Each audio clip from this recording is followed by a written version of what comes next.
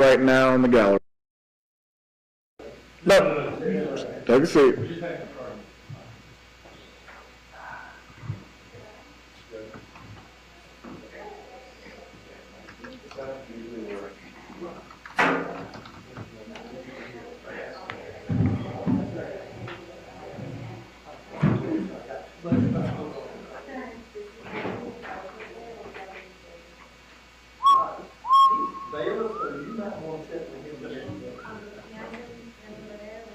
No, we're only going to have one. She is with us, but I get it. okay. She goes with it. That's fine. This whole first row is for media. Yes, sir. Yes. I'm shallow. This is my first time. No, come around, look, kind of keep here.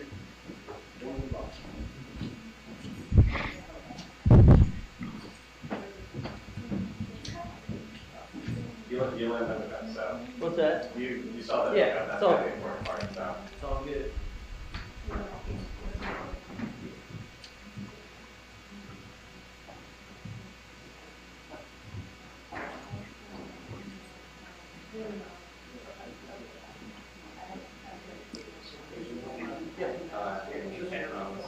Yeah.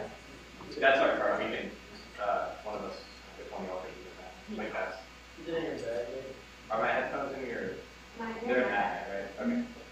So that'll. You know what's that? Yeah, if you don't mind. Thank you. Good.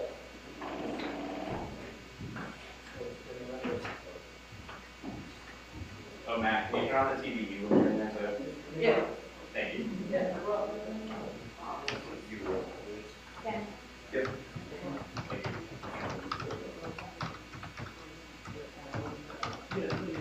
Probably. Oh, my.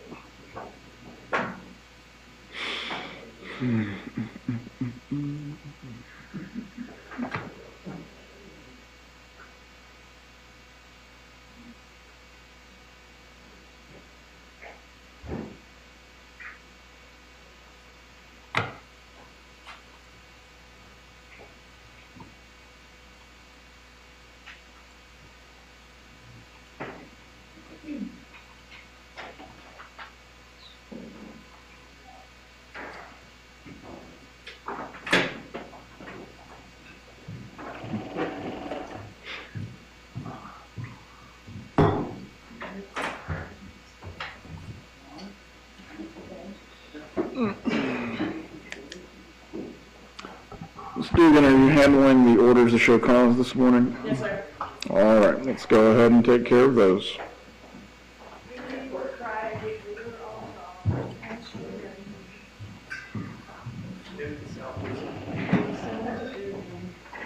Once again, she was right.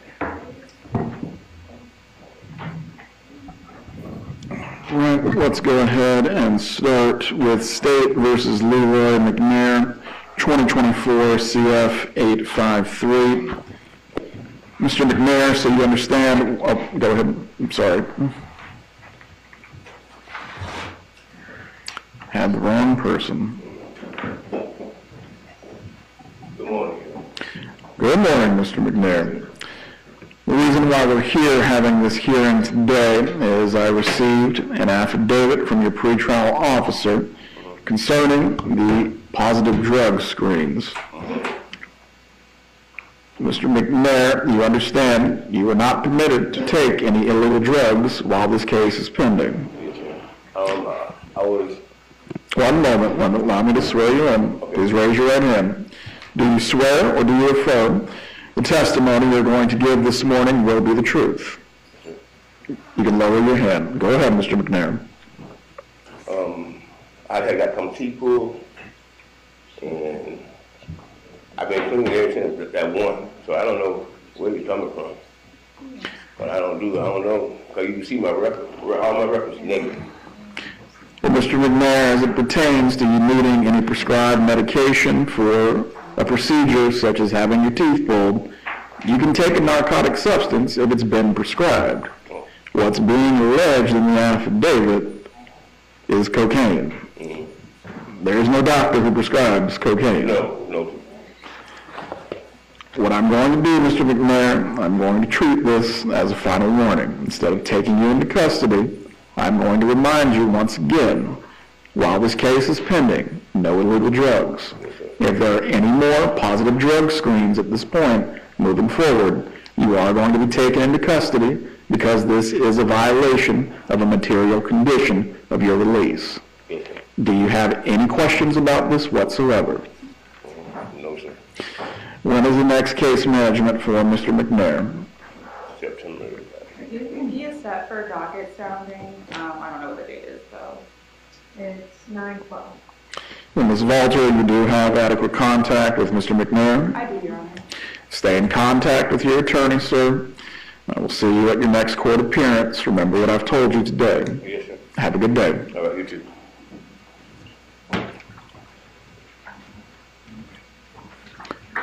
Up next, Cameron Lamb, 2024 CF 1785. Good morning, Judge. This is Lola Fernandez. I'm standing in for Miss Melody Andrews on this case. Good morning, Mr. Lamb. We're here in a similar posture today. There is an affidavit of violation of pretrial release condition. I will advise you of what that affidavit states. Again, that there was a positive drug screen for the use of cocaine and that your previous tests were negative, which would indicate there was new usage at the time this positive screen occurred. Mr. Lamb, do you understand your conditions of release? Yes, sir. Let me swear you in. Do you swear or affirm the testimony you're about to give will be the truth? Yes, sir. You can lower your hand. What is it that you wish to tell me concerning those? Judge, I'll represent that. I've spoken with Mr. Lamb, and he believes that he was given a cigarette that was probably laced with something.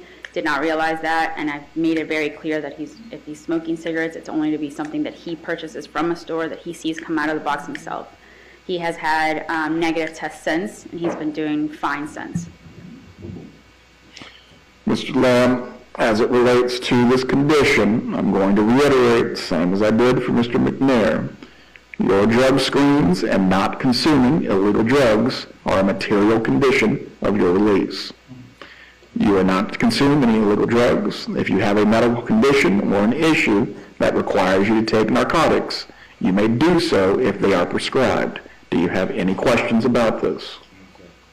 From here, Mr. Lamb, same warning that I'm giving to Mr. McNair.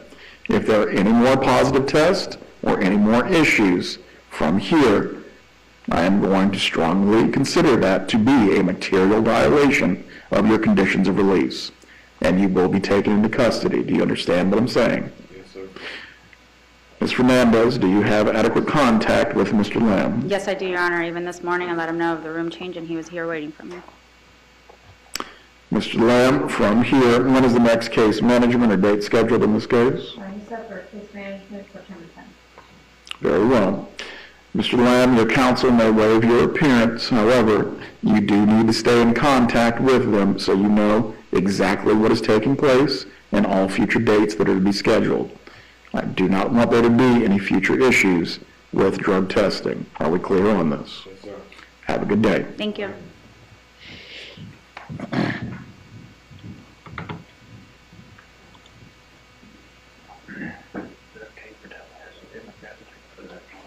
Still photography, yes.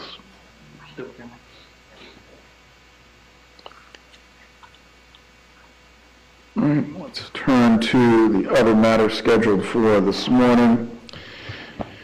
Case number 2023 CF 3226, State versus Donna Adelson. All counsel of record may make their appearances. Georgia Kappelman for the state, Your Honor. Daniel Rashbaum on behalf of Mrs. Adelson. Alex Morris on behalf of Mrs. Adelson.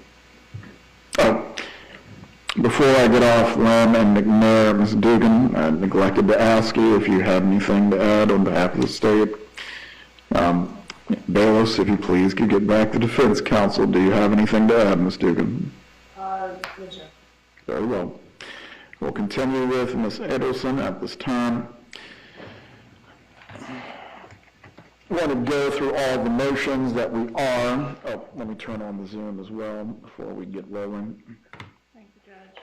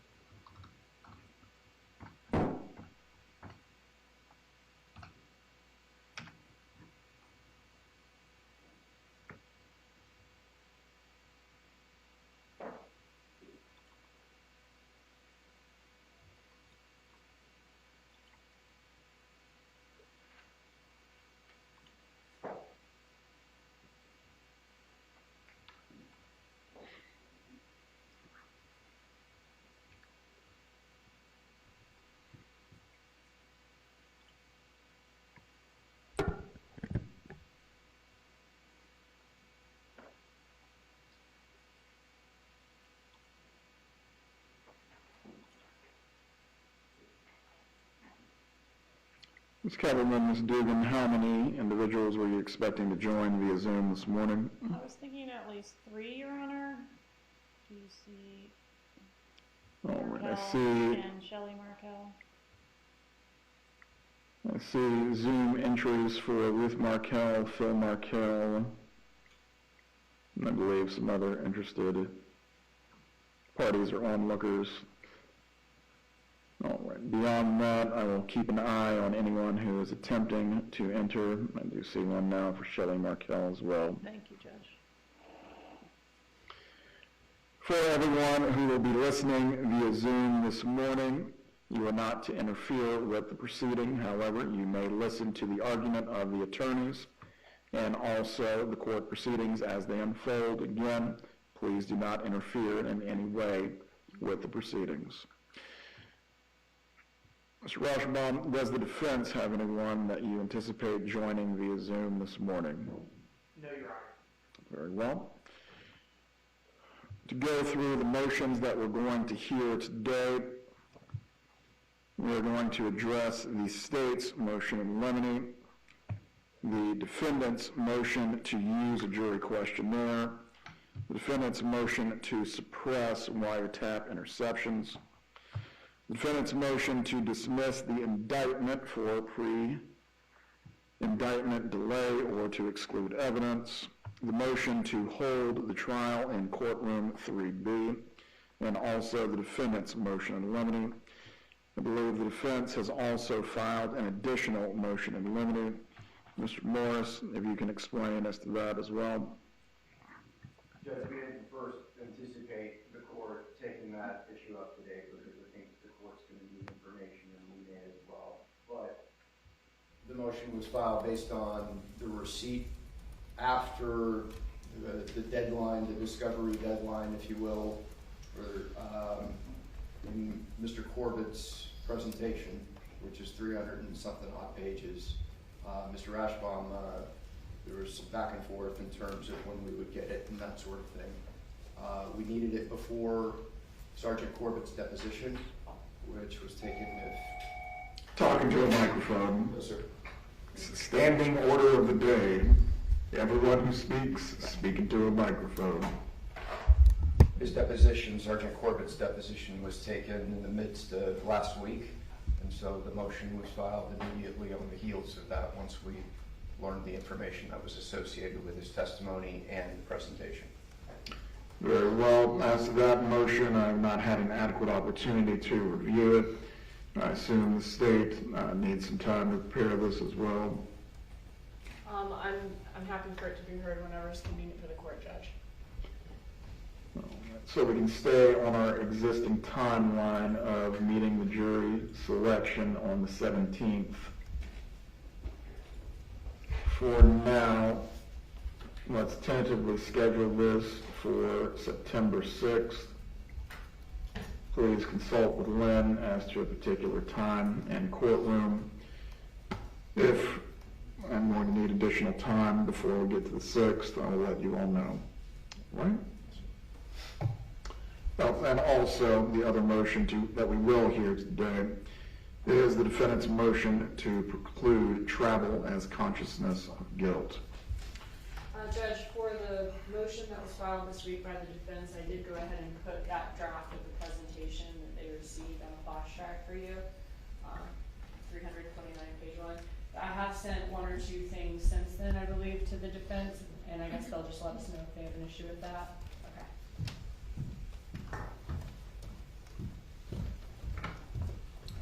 Right. Thank you.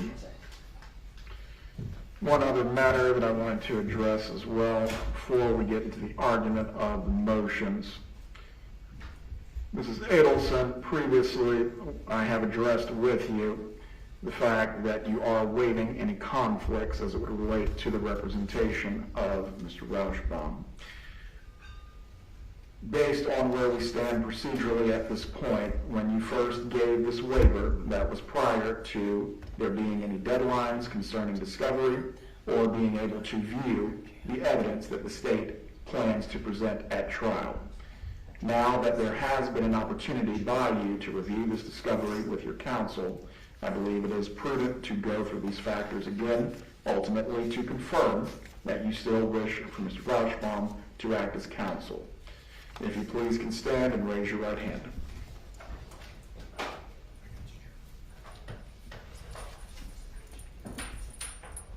Do you swear or affirm the testimony you're going to give will be the truth? Yes. You can lower your hand. Mrs. Adelson, you understand that you have, under the Constitution, a right to conflict-free representation. Do you understand this, ma'am?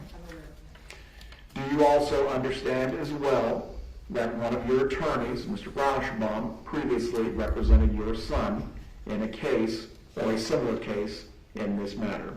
Yes. Do you understand that he has a duty to hold in confidence certain aspects of that representation?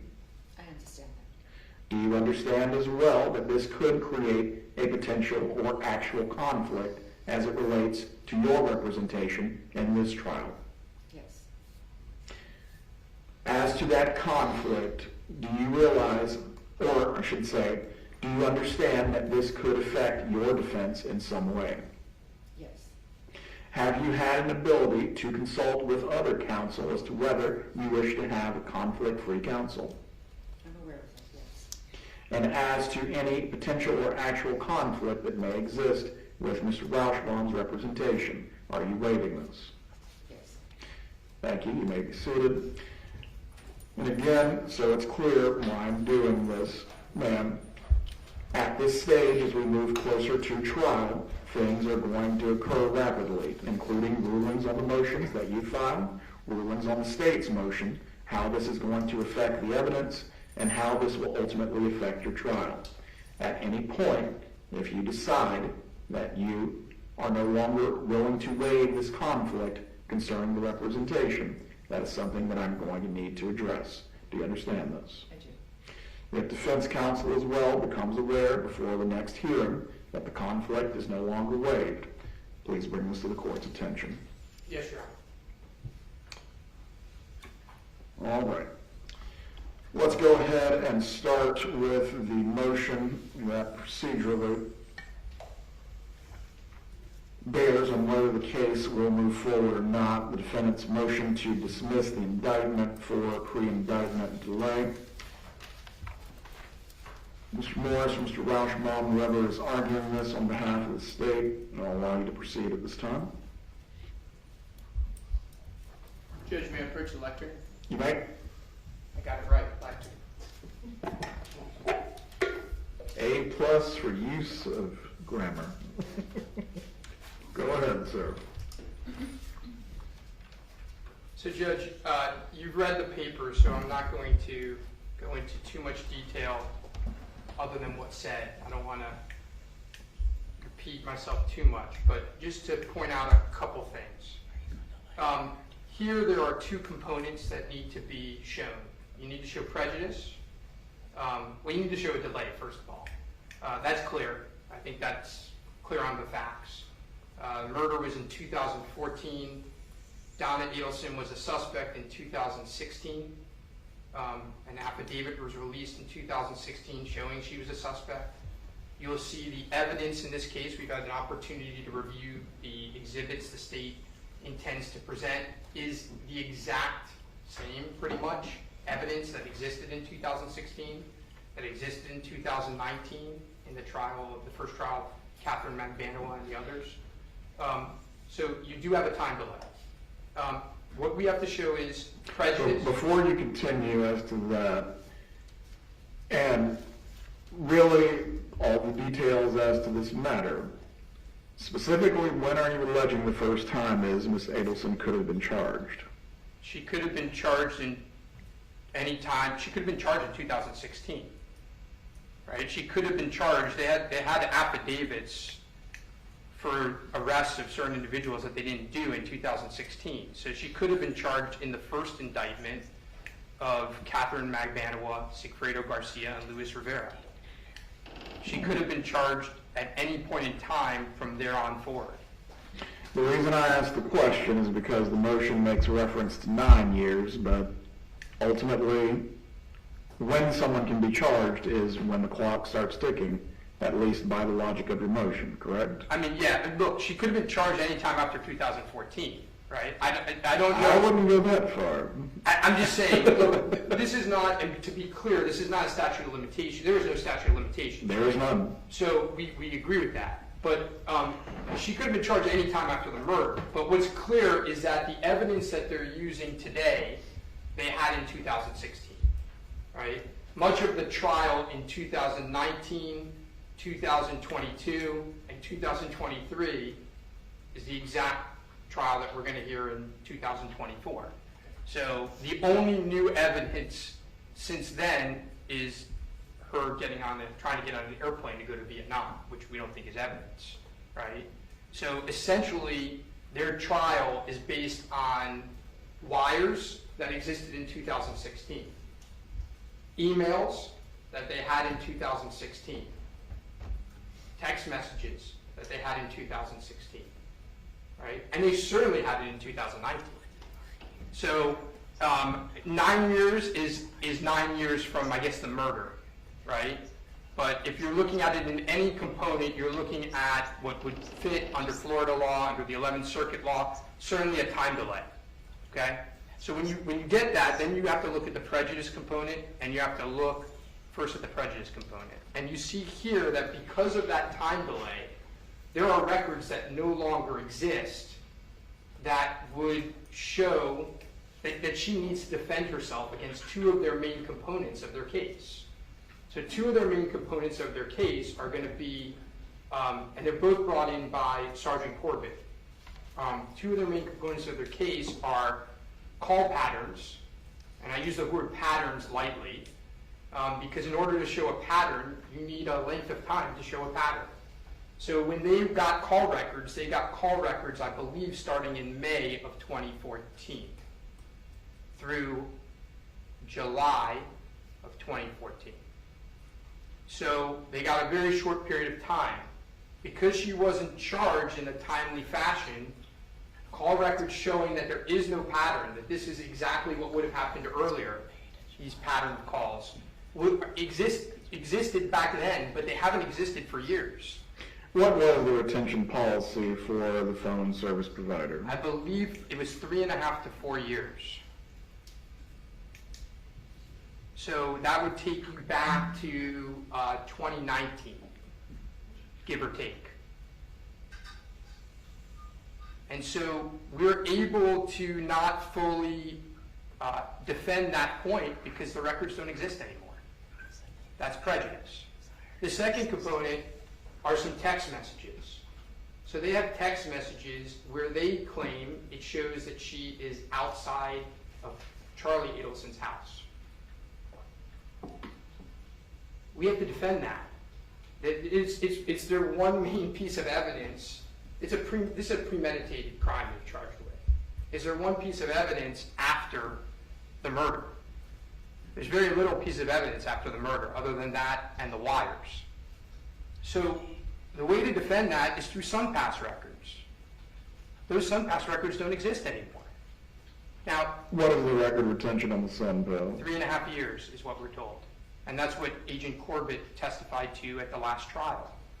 So, Judge, it's a predicament for us, right? Because understand that it is clear that, by the way, before 2016, just a month after the murder, the state pulled financial records for Mrs. Adelson. Pulled all of her financial records. They pulled SunPass records for other suspects in the case. They pulled call records for other people in the case. They didn't do so for Mrs. Adelson, and now those records no longer exist to defend ourselves. Now, the second component is a bad faith component. I think the prejudice component is clearly established here. The bad faith component, it's important to know that under bad faith, you do not need to show a sinister motive. The law in this court is clear. Right? United States v. Foxman, 87 F. 3rd at 1223, says that bad faith in this context does not require a subjective, sinister motive on the part of the prosecution. That's important. Okay? We don't have to show that the prosecution did this on purpose. What we have to show is that they had a strategy, and their strategy was to wait. That was their strategy. Their strategy was to wait because they hoped that people would flip. And they kept on hoping that people would flip. They kept on hoping through the offers of immunity and otherwise that people would flip. And over time, they didn't flip. And so they waited, and because of that, we're put in a position where these records no longer exist. Now, Judge, we do argue in the alternative in this motion. And what we argue is if the court is not willing to dismiss the case, they should keep out arguments of and admission of these pieces of evidence. Now, we're not arguing that they necessarily need to keep out all the call records, but they should not be able to argue that there's a pattern of calls. Because they can't establish a pattern because there's an earlier period of time that they have no idea what exists, and we don't have the ability to show it. With regards to the text message, we think it should be excluded. The SunPass records would clearly show whether Mrs. Adelson was at the house or not at the house. It would definitively show. Do they know? Well, let me tell you why. Because you would see, what SunPass records show back then, as they did now, is they show entry onto a turnpike. Correct. And so you would be able to see when she entered the turnpike. Let me stop you there. Yeah.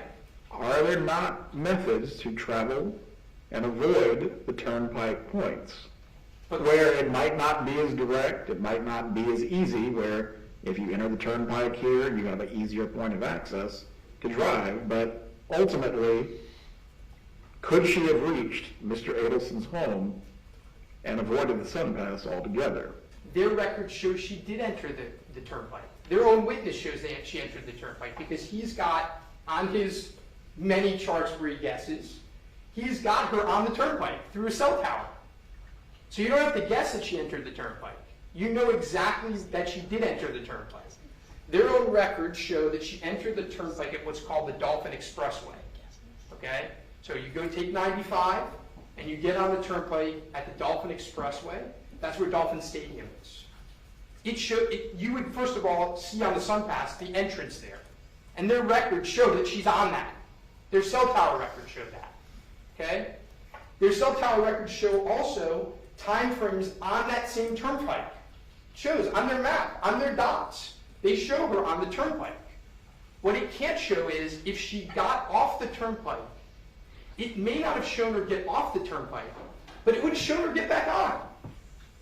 So in other words, if they're correct, and she had gone to Charlie Adelson's house, which she didn't, but if they're correct, at some point she would have had to exit the turnpike. Okay? It wouldn't have shown her exiting the turnpike because when you exit the turnpike, it doesn't show you exiting. But they have her at a certain point in time back on the turnpike. They would have known when she got back on the turnpike and where. And that would have showed whether she was at his house or not. Definitively, it would have shown it. We wouldn't have to guess about it. It's just how the SunPass records work. It shows when you enter, and then it shows parts at the turnpike. So they're using a witness to make guesses. They have these beautiful charts where they have her pinpoint, and then they have Charlie Adelson's house, and they show that it could take from this time to this time, extra time, but they have no idea when she got off, where she got off, why she got off. And they would know for certain, 100%, we would be able to show for certain, 100%, if we had those records, whether she was at his house or not. Excluding for one moment a future argument about Sergeant Corbett, why are these not right topics for cross-examination? Judge, clearly if they're allowed in, they're right topics for cross-examination, but you have to do a balancing test. This is the premier piece of evidence in this case. It is the number one piece of evidence in this case, outside your house.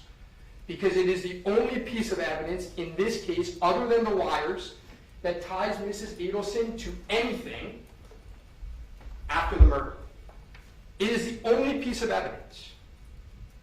We have the wires speak for themselves. We have the checks that she wrote. We're not going to argue that she didn't write the checks.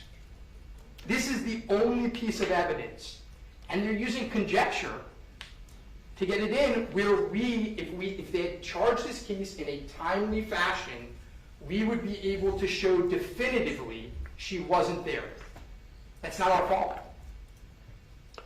All right, let's go back to the U.S. Supreme Court case that is the genesis of this argument, Levasco. I believe Justice Marshall goes through the role of the prosecutor and their duties, and also discusses how the prosecutor has an affirmative duty not to charge someone before they have probable cause, to thoroughly investigate the case, and also not to clog the court system with cases they cannot prove. What is your response ultimately to this discussion as it relates to this case? I think it's a very fair question. I think what you have to do is you have to then look at what has changed. So in other words, in doing that can't always be their answer. Right? They can't just have a blanket answer. They have to be held accountable as to, okay, what has changed? Right? And the reality is when you look at this case and you see what is going to be presented, you have the exhibit list. When you look at the exhibit list for this case and you compare it to the exhibit list in 2019, it is essentially the same exhibit list. 2019, the first trial. I'm not even talking about Charlie Adelson's trial. It is essentially the same exact exhibit list. Their exhibit list contains, essentially, against Mrs. Adelson, emails that they had back then, wires that they had back then, checks that they had back then. That's essentially their case against her. Okay? So the reality is, I mean, you're right. They should not charge people that they don't have probable cause for. But that can't always be their answer. They have to be held to ask, well, what has changed? You know, we asked a similar question in the last trial, and their answer was dolce vita. Okay, but dolce vita doesn't apply to Mrs. Adelson. She wasn't there, right? Everything that they had in 2000, and by the way, they had dolce vita, they just didn't have a clear version of it. The reality is you're going to see that 95%, probably more, of this case that we're about to hear is the same exact case as it was in 2019. Almost the same witnesses. Almost the same evidence. It's the same case. Any further argument? No, Your Honor. Ms. Dugan and Ms. Kappelman?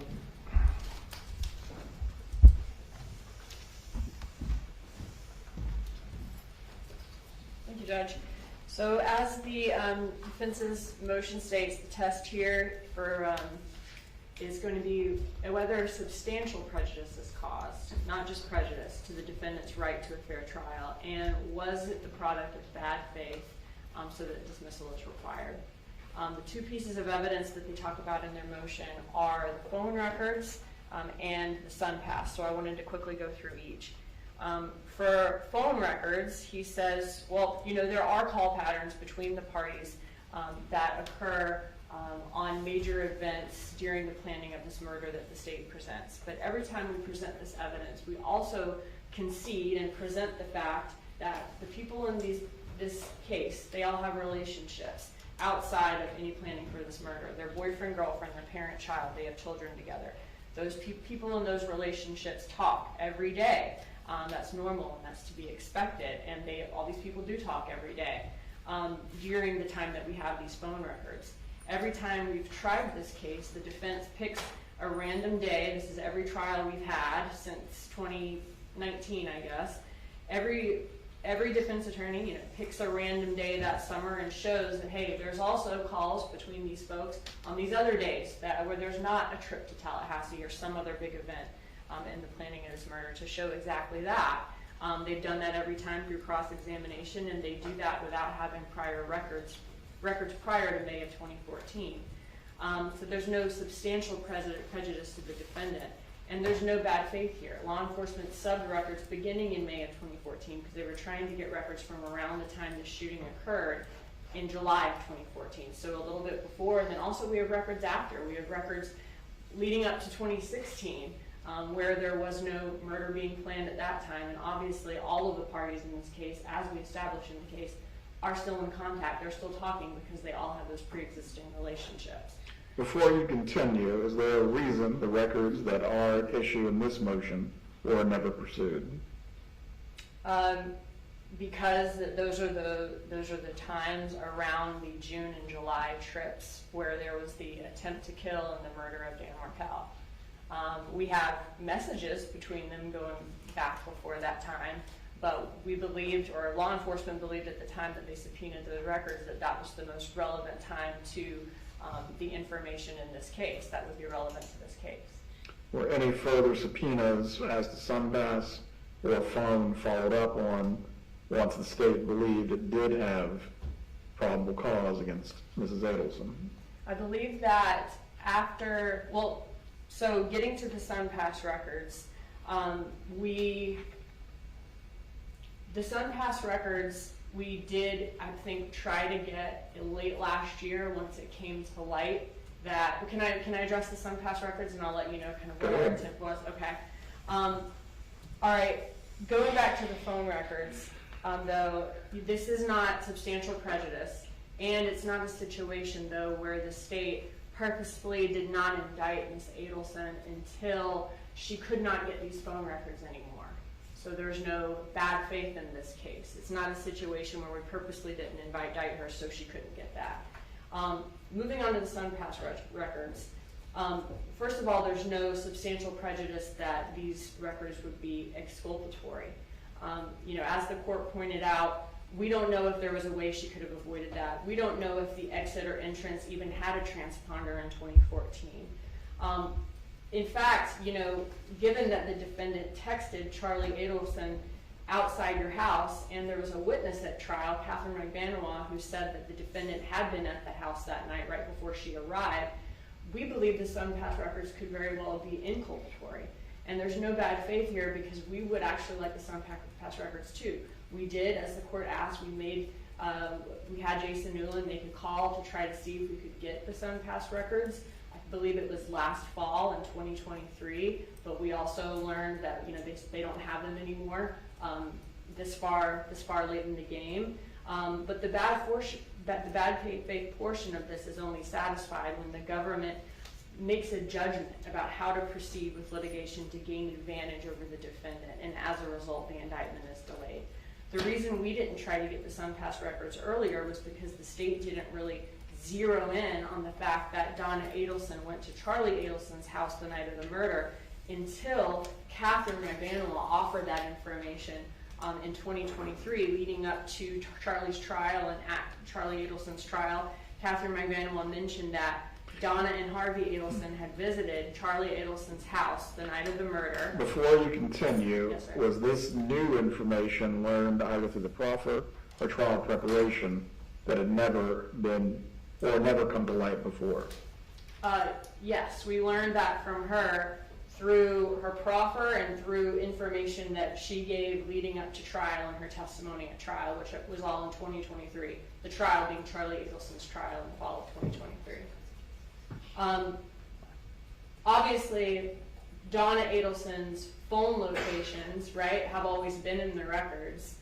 The messages have always been in the records, but we didn't zero in on the fact that, hey, that's where this cash could have came from, and that was this relevant to the money drop, until Catherine McBanois said his parents had just been there right before I arrived. She said in her testimony that the money was there when she arrived, that it was damp. She believed Donna Adelson had washed the money. That made us zero in on the fact that Donna Adelson had been at Charlie Adelson's house right before she arrived, and that's when this money exchange could have taken place. After that, we began to look for evidence, that corroborated her statements. Leading up to trial, and we found evidence in the phone records that corroborates the fact that Donna Adelson did go by the house through her locations, through the message outside her house. But this wasn't a situation where we waited to indict Donna Adelson until SunPass records were no longer available. We would like to have those too. The Foxman case says that the defense says that this delay had to have been a deliberate act to gain a tactical advantage, and that's not what we have here. I'd also point out, Dan Rashbaum has said that he was retained in this case by Donna Adelson in 2016. Every trial that we've ever had has been, on YouTube, if anybody wants to see it, and they could have, if they believe that these SunPass records or phone records were so exonerating and obviously needed, those could have been requested prior to when they would no longer have been able to have been received. Can the defendant, absent an active case, send a subpoena of this nature? The defense said in the last trial that he tried to get the SunPass records and he wasn't able to before we had even thought to try to get them. Please continue. I'm not sure when he tried to do that. Another thing here is that if the court denies this motion, I think at that time it would become right, the state would ask that the defense not be able to argue in opening or closings or testify in their own questions that, hey, because the defendant wasn't indicted until 2023, that means law enforcement or the state attorney's office didn't believe they had enough evidence. What anyone in law enforcement or state attorney's office thinks in this case is not relevant. Given that, we believe that, obviously the dates that law enforcement received evidence, the dates that, suspects were tried or convicted, those things are all fair game and can be pointed out by the defense, but not the argument that this delay was because the state attorney's office or law enforcement didn't believe there was enough evidence to convict. So to summarize in a nutshell, the state did not even understand what it had in the way of the text message until Catherine McBanois' proffer. That Catherine McBanois' information that she provided to the state really made us zero in on that and realized that money could have been exchanged at that time by Donna Adelson to Charlie Adelson. And so, well, obviously, we always knew that they were traveling up to Tallahassee that night, the Harvey and Donna Adelson were. After the murder took place. Yes, sir, but Catherine McDaniel's information that we learned after her trial, when she began to cooperate and leading up to Charlie Adelson's trial, is what made us zero in on that. Very well, thank you. Brief response, and then we're going to move on to the other motions. Sure. Judge, I'll do the factual point first. I was retained to represent Donna Adelson in the late summer of 2016. Okay, so I think it was the end of July, beginning of August 2016, I was retained to represent Donna Adelson. The first trial happened in 2019. When that trial happened, we tried to get SunPass records. We did. We couldn't, because we weren't an active party. We didn't have any subpoena power. Were you stonewalled by SunPass? They told us, yeah, exactly. Okay? When we tried to get SunPass records again was when Charles Adelson was indicted in the case. Then we were able to subpoena and try to get SunPass records. We were unable to do so because they didn't exist. So let me be clear on that. Okay? All right? The first time we were able to attempt to get SunPass records, they no longer existed. Okay? Now, with regards to them she makes a point that every counsel has picked a prior date. Let me tell you what happens. We did pick a prior date, but our universe for picking a prior date is like this big, right? And you'll recall at the last trial what happened with the prior date we picked, right? There aren't many prior dates. They found court filing on that prior date. By the way, the court filing wasn't anywhere near the time of the calls, but they found a court filing on that prior date, and they made a big showing that this is another event, right? The reality is we want to find dates in 2013, in 2012, in January of 2014, in February of 2014. None of those existed because what they did is they got records only for a 4-month period of time. And any date that we picked... As to that point, Yeah. and I understand what you're getting at, but don't defense counsel in all manner of cases all the time say the subpoena was too wide, you cast too far. Meaning, the murder, what led before, what led after, there's really not a lot of argument as to the relevance. But if the state is seeking records of your client, or hypothetically any defendant, going back years in advance, are they really permitted to do that? They don't need to go back years in advance, but they're presenting evidence in this case. Let me make 2 points to that. First of all, they got financial records years in advance. So if they got financial records years in advance, why didn't they get the same cell phone records years in advance? What's good for the goose is good for the gander. If he thought it was good enough to get financial records that far back, get the cell records that far back. Number one. Number two, they're putting emails in this case back from 2012. Why not go at least back to 2012 or at least back to 2013? They just cherry-picked a 4-month period. And by the way, the records she talks about that come on later, they're related to the bump. They're not related to anything else. They're related to the bump. So yeah, they created an activity, and of course, that's going to create another pattern. A pattern, right? The reality is it's unfair because they're making a pattern argument that doesn't... If it was a science experiment, it'd be a false experiment. Their sample size is too small. And we can't counter it because the records don't exist. And we don't need to show that they did it on... We don't need to show that they indicted her after the records existed. We're not claiming that that's what they did. They made other strategic decisions to delay her indictment. And those other strategic decisions had this consequence. And because of that, if you don't dismiss the indictment, you should not allow these records to come into evidence. Do you have any response to the effect of the proffer as it relates to the messages? Ms. McDowell's proffer, which was taken last year. Of course, they had the message well before then. They had the outside your house message well before then. It's not, listen, when I saw it in discovery, which was before her proffer, I knew exactly what they were going to argue. It's very clear. You didn't need her crazy argument to know what they were going to argue. Well, let's look at this from the aspect of bad faith. Is it possible in a voluminous case file to not know what this one piece of paper actually means until a later date? It is possible, but you have three, because there's been 3 prosecutors in this case, very fine prosecutors who have tried this case going into that case 2 times. So very unlikely. Very, very unlikely. That's what I would say. Possible? Yeah, anything's possible. But it's not that hard of a message to figure out. You have one of the key suspects in the case who you've gotten other records for, communicating with another key suspect in the case, who, by the way, in 2019, their theory was the same, that it was a murder for hire done by these 2 individuals. You have those key, and you don't have many text messages between the 2. And you have one, and by the way, you only have like 3 text messages on the day of the murder. And so it's pretty hard to imagine that they didn't think a text message from mom to son on the day of the murder, on the night when you're driving up outside your house, 10 minutes is the response, was not an important text message.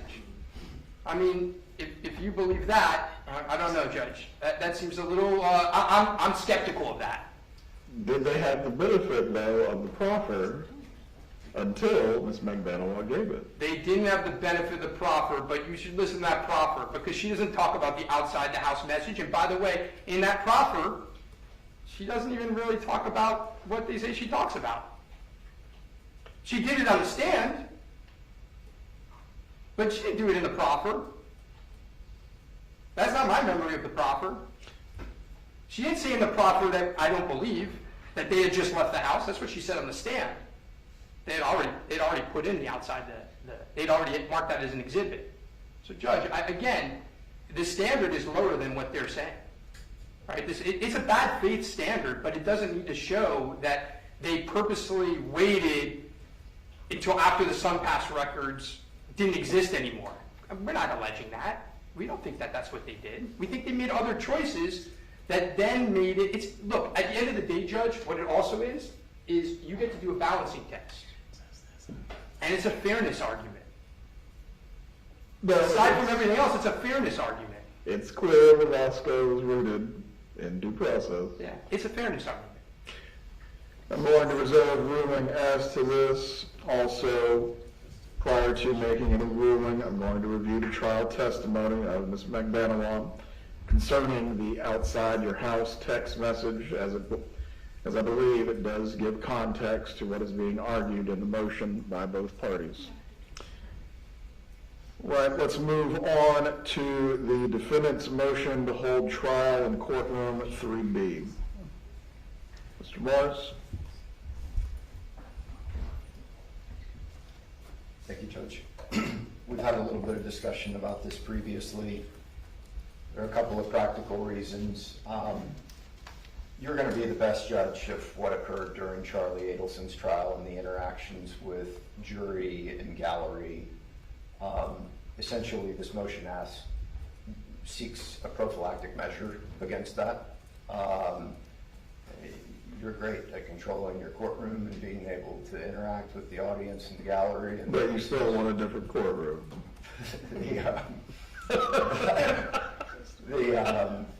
Don't butter me up. Get to the point.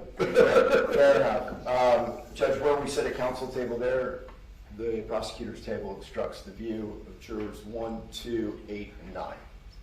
There's no ability for Ms. Adelson to view those jurors. There's no ability for the jurors to view Ms. Adelson or defense counsel. And of course, that's an important facet. Defense counsel sits here, the display is here. Examining a witness, you park at the prosecutor's table, of course. Disconcertingly, in the last case, there were circumstances where communications between counsel and the defendant are posted on the internet before the lawyer can even get back to their hotel. And so it's been interesting to read the media response. This isn't a circumstance of trying to curtail the media's ability to gain access. It's a function of trying to facilitate there are fewer opportunities for problems to arise. it's a practical consideration, and of course, all of this is in your discretion.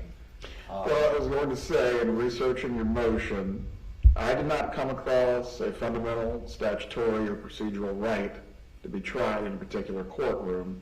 Do you have one to argue today? No, I do not.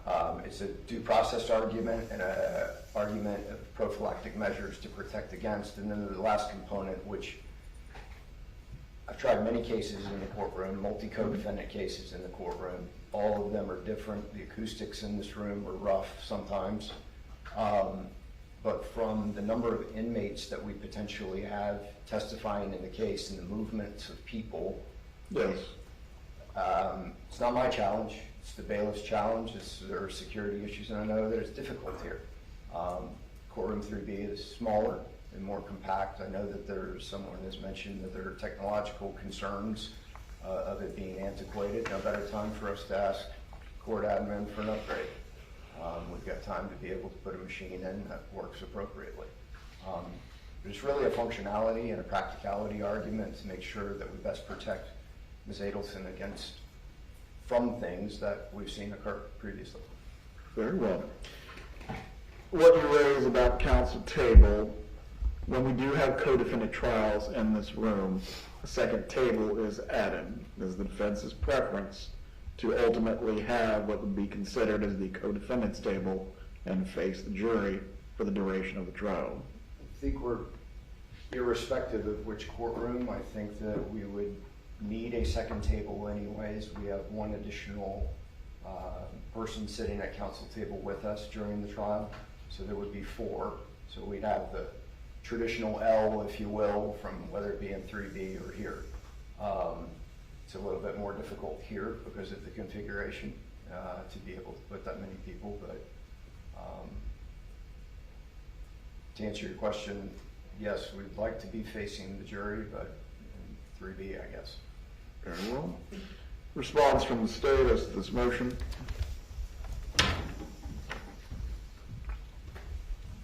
Yes, sir. Yesterday a letter was sent by the Markel family stating their reasons they wanted to remain in 3G. Did the court receive that? I was able to review it. There were also some other letters that I received, either from concerned parties that were forwarded, I believe the state and defense as well. Did everyone receive the letters of the concerned parties? Yes, sir. You may continue. Aside from those letters, just from the prosecution's perspective, the primary reason for us asking that it remain in 3G is just from a practicality standpoint in presenting the case. In 3G, we have the big screen overhead.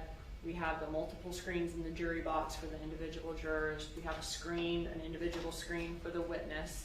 In 3B, there's only one overhead screen that all 12 jurors will have to kind of squint to see. Also in 3B, the clarity of the picture on that overhead projector from the big screen, and sometimes the sensitivity of the USB cord that's connected to your computer are a concern. Sometimes the state has to actually, wheel a TV down in that courtroom to use. Don't bring up that Very television. inefficient, and I know You know I hate that television. Right, it's a pain. And so, being in 3G isn't just something that we do or we've asked for. In this case, we asked for it in all cases where we have a lot of visual evidence to be shown. In this case, we have surveillance video, cell phone records, maps, texts, emails, financial records with graphs and charts and electronic wire transcripts and other visual demonstratives that I think will be much easier for the jury to see and understand if the trial is in 3G. In the defense motion, they bring up, the inability to see the box that the judge has already, or as the court's already addressed. They also bring up the lectern placement as an optimal. I routinely will move the lectern with the microphone over to the projector so that I can operate the projector, or have my laptop up here on the lectern so that I can use my laptop and have it on the big screen so that I'm still at the lectern and not, and can move it about. And I think that should solve their problem, the ability to move this lectern around. Finally, I just want to point out that, the defense is concerned about juror distraction.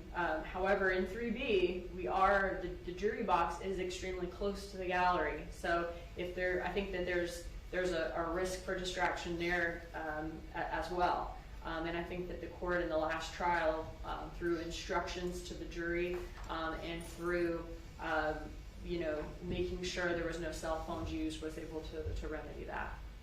Very well. Prepared to rule on this issue today.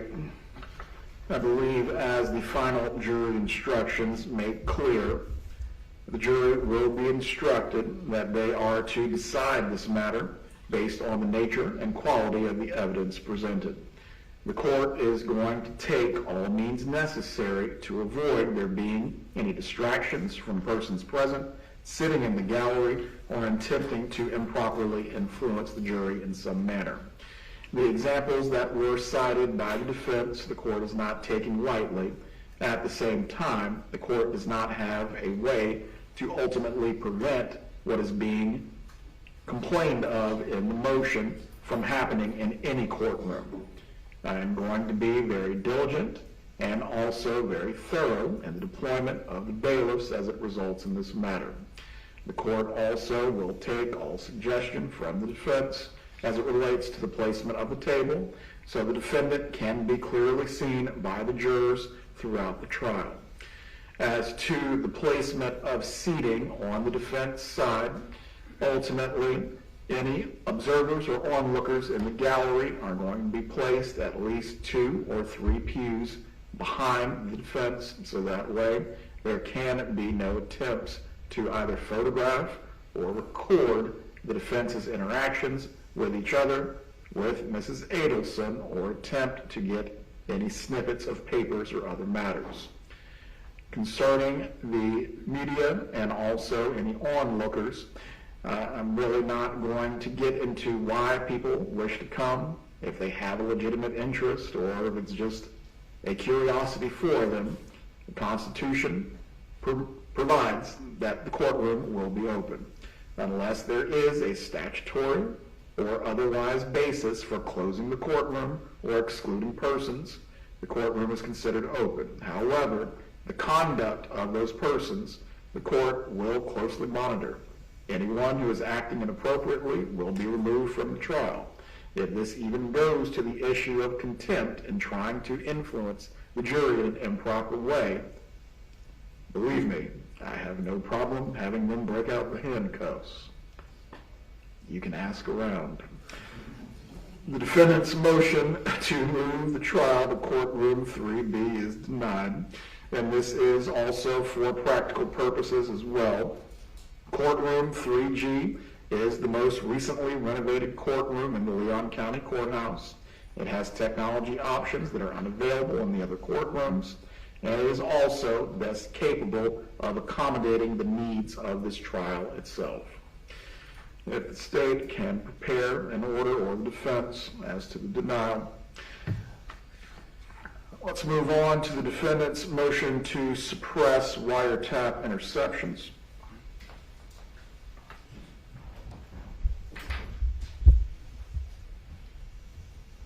Judge, I'm definitely not going to belabor this motion. It is the same exact motion that was filed in the last trial. It was denied in the last trial.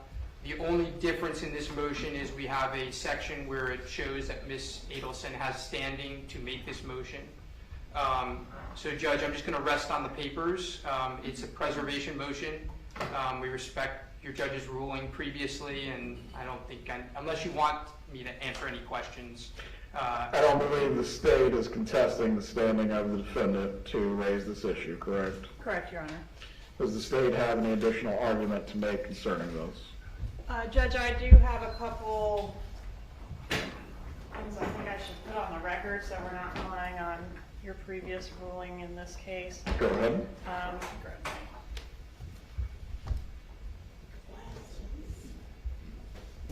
Well, as to certain findings or conclusions of law as to my review of Judge Hankinson's authorization, those to a certain extent I will be relying on, but I'll allow you to continue to make your argument. Yes, sir. I just want to put a couple things on the record regarding the standard for, it's alleged in the motion that necessity is a standard, and truly that's not the case pursuant to Phillips v. State, 346 Southern 3rd 1252 exhaustion and the objective of the criminal investigation are the standard. And in this case, we have met that standard by showing that other investigative efforts have tried and failed, or are too dangerous, or that this wiretap in this case was the most reasonable investigative technique under the circumstances. Regarding the objectives of the conspiracy, in this case, the objectives of the wire, in this case, it was to reveal the identity of the conspirators and their role in the conspiracy, so the structure of the conspiracy, and that's permissible under McGuire v. State 307 Federal 3rd 1192. That's a 2002 case. So here again, we're trying to identify the persons involved and gather sufficient reliable evidence to prove beyond a reasonable doubt what their roles are, what's the hierarchy of the conspiracy, is there any additional physical evidence that can be gleaned in this case, any information regarding monies or assets or other things of value. Regarding the staleness issue that's raised in the motion, I did want to point out a couple things. We note that the issue of staleness cannot be solved by a simple application of numbers of days without consideration for the overall particular circumstances presented in this case. Here, the circumstances of this investigation required efforts that involved a lot of record gathering and waiting for records and receiving records and analyzing them before we got to the point where we had reached exhaustion and were looking to seek a wiretap. The state subpoena served on 12/14/15 requested a bunch of records between 14 and 15. Those were received in 16, including this defendant's checking account. We then subpoenaed a bunch of different Adelson accounts, including the one that the checks came from, and those were not received until 3/1/16. So, that accounts for the timing. And there's a case that talks about, did I get it for you? Delay being appropriate in conspiracy cases, or more leeway being given in conspiracy cases because of the nature of the investigation. It's going to take more time, and I think that is, State v. McGuire, and Judge, it's U.S. v. McGuire 307 Federal 3rd 1192, and that's a 2002 case, which I already cited. Sorry to do that twice. But that case specifically talks about the government being entitled to more leeway in its investigative methods when it's pursuing a conspiracy, as it acknowledges that's a different type of case, a different type of investigation. Lastly, Judge, I just want to touch on the issue of fresh evidence. As mentioned in the application for the wiretap, law enforcement anticipated the use of an undercover operative in conjunction with this wire, because in doing so would produce the fresh results, the chatter on the wire. And fresh new evidence among these co-conspirators. The chatter that occurred between them to handle the blackmailer was brand new communication that could only be intercepted using this wiretap. With this new evidence, the argument of stale probable cause becomes moot, because the new evidence was being created at the time that the wire was up and the communications were being intercepted. And there's a discussion of this fresh evidence and the importance of gathering fresh evidence in U.S. v. Maestas, M-A-E-S-T-A-S, 2016 Westlaw 9725188. So that was all I was going to put on the record, unless Your Honor had some questions for me or wanted me to put anything else. No additional questions. As to the application for the wiretap, did the defense have any additional exhibits that were previously not provided during the Charlie Adelson motion hearing or for this motion? No, Your Honor. Very well. The court will file its written order in this matter. Let's move on from here. Judge, can we just ask that those exhibits be incorporated in the record here? Yes. Thank you, Your Honor. All right, let's move on next to the defendant's motion to use a jury questionnaire.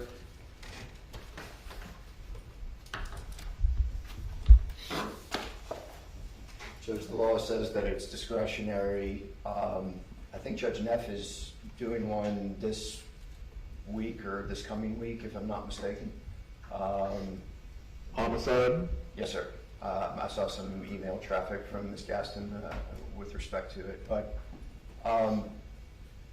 the objective is for jurors to come in, not talk about, hey, what do you think that we're here for, and what's your opinion on what we're here for, and let's discuss the case.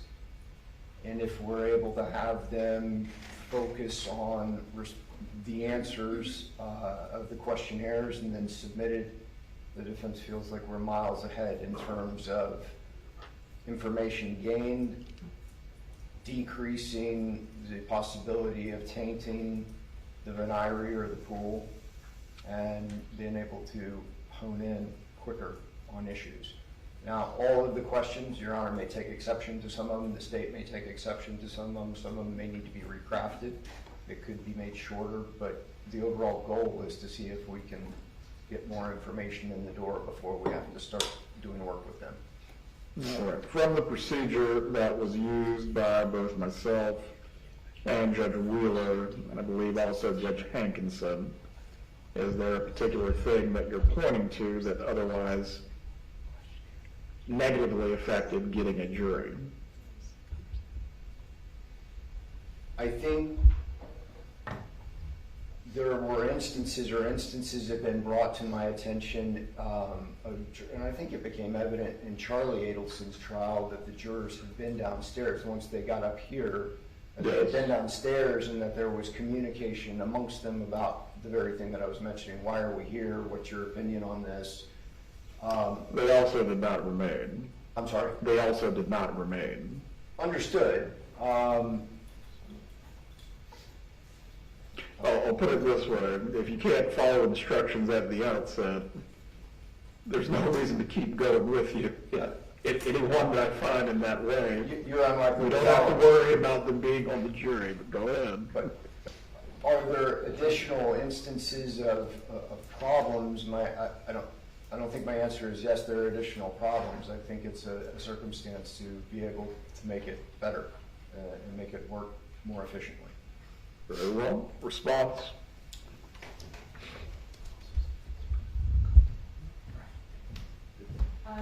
The state objects to using the questionnaire. We think, we'd like to hear and see these jurors answering the questions that the court asked last time.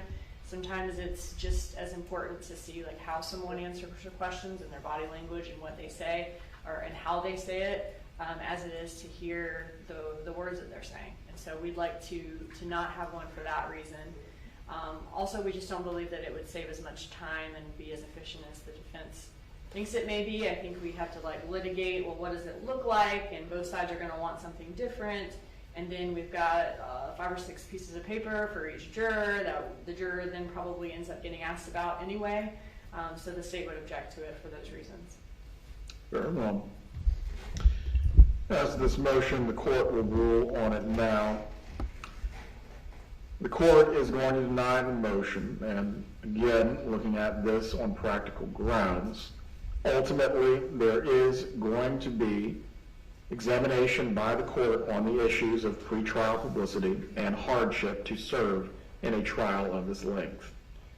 The ability to engage an individual venire with the entire venire that has been summoned will sufficiently accomplish the goals of the jury selection.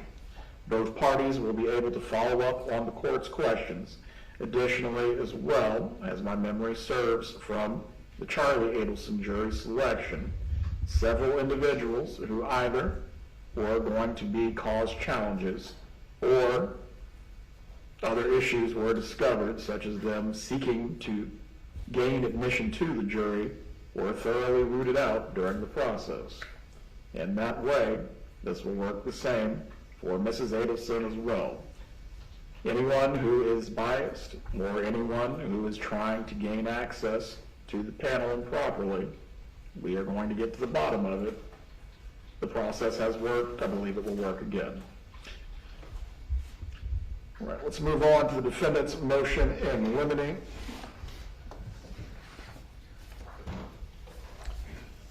As to the first prong, testimony concerning pre-arrest silence, the motion indicates that the state is not opposing this. Does the state have any additional argument, or is the position changed? No, sir. Defendant's motion in limine is granted as to prong 1. As to prong 2, wealth evidence, you may make your argument. Okay, Judge, as you may recall, the state intends to call Mary Hall as a summary witness. I say summary witness because in the past she's been an expert witness, but I don't think she's an expert. That's for another day. But as a summary witness to talk about wealth records, if you recall, they put in records showing the combined wealth of the Adelsons. They go through a bunch of accounts and they show what their combined wealth was. Judge, we think this is clear that under U.S. v. Bradley, that evidence of a defendant's wealth may be admissible, quote, when relevant to issues in the case, but that use of a defendant's wealth to appeal to class bias can be highly improper and can deprive the defendant of a fair trial. Okay? This is clearly coming in for that purpose. Their wealth has no bearing on the issue in this case of whether Mrs. Adelson participated in a premeditated murder. There is no dispute in this case. We will stipulate it to it that checks were paid out of the Adelson Institute. That was going to be my first question. And as to your general proposition, I would say you're correct on the law in the same way. The jury is not to consider that a defendant is indigent and hold that against them. It would equally apply to wealth. As it relates to the state's theory of the case, is there any relevant evidence of wealth that you're still disputing? No. I mean, the argument in this case is that she paid for a murder, and that is not our dispute. I mean, we're disputing it was for a murder, but we're not disputing that she signed the checks. We're not disputing that the checks came from the Adelson Institute. And we're not disputing that $100,000 was paid to Catherine Magbanawa on the night of July 18, 2014. We're not disputing any of that. We're not disputing that they have the ability to pay the money either. Was there other evidence as to transfers of vehicles or other property that is alleged to have been given to Ms. Magbanawa? There's evidence of a car that was given to Ms. Magbanawa that was in Harvey Adelson's name. We will not dispute that either.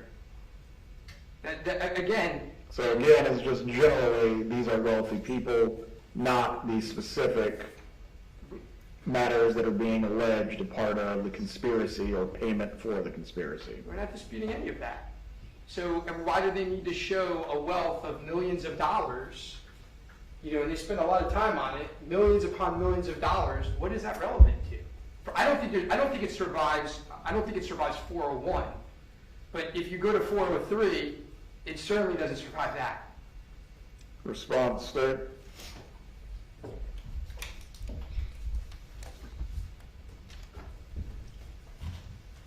Judge, this is a murder for hire. The state's entitled to prove that this defendant had the means to make the payments that are alleged, to make the payoffs that are alleged, to buy the cars, property, etc., gifts, etc., that are alleged to have been received by the killers. And it's relevant to show that they have the ability to make the $1 million proposed bribe that preceded the death of Mr. Markel. It's important to show the means relative to the payoff. So this was a drop in the bucket, right? That's important, I think, for the jury to understand the motive and the means and how this was executed. Very well. As to this particular point, it will be granted in part and denied in part. As to evidence which specifically demonstrates that either Mrs. Adelson or one of the other co-conspirators used assets to pay Catherine McBanawan or other members of the conspiracy, the state is going to be permitted to demonstrate that evidence. As far as any general presentation, however, as to all assets of the defendant, that is where the line is going to be drawn. As to Mrs. Holt being examined on whether the defendant had adequate assets to otherwise participate in what would be called the $1 million bribe, or is alleged to be the $1 million bribe, the court will permit that. But again, just going into a general examination of all of their assets as to showing in some sort of way to create a wealth bias, the motion is granted in that aspect. If we need to get more specifically into which pieces will be used, we can do so. Are there questions as to the ruling? May I have a moment to confirm? Go ahead. Judge, may I make something clear too that might help? We're not going to dispute the $1 million offer. In fact, we're going to bring it out. So that won't be an issue. Yeah, I don't think they can hamstring us by stipulating to things. Like, we still haven't. You don't have to accept their stipulation. That, I believe this much is clear as a matter of trial practice. Let me just confer with counsel about the financial evidence and see if there's any clarifications needed, Your Honor. Go ahead.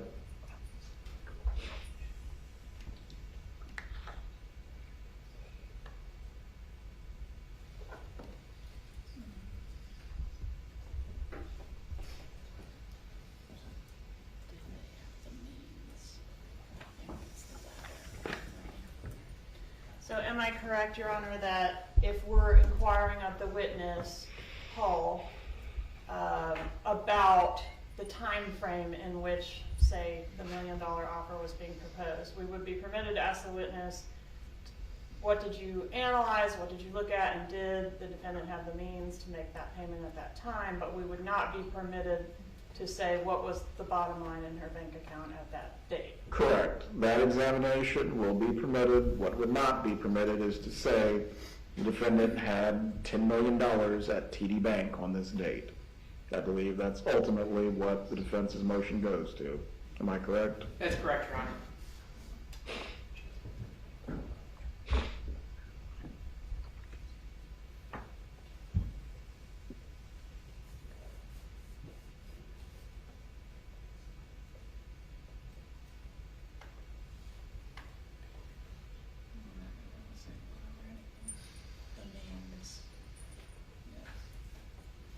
I think we understand your ruling, Judge.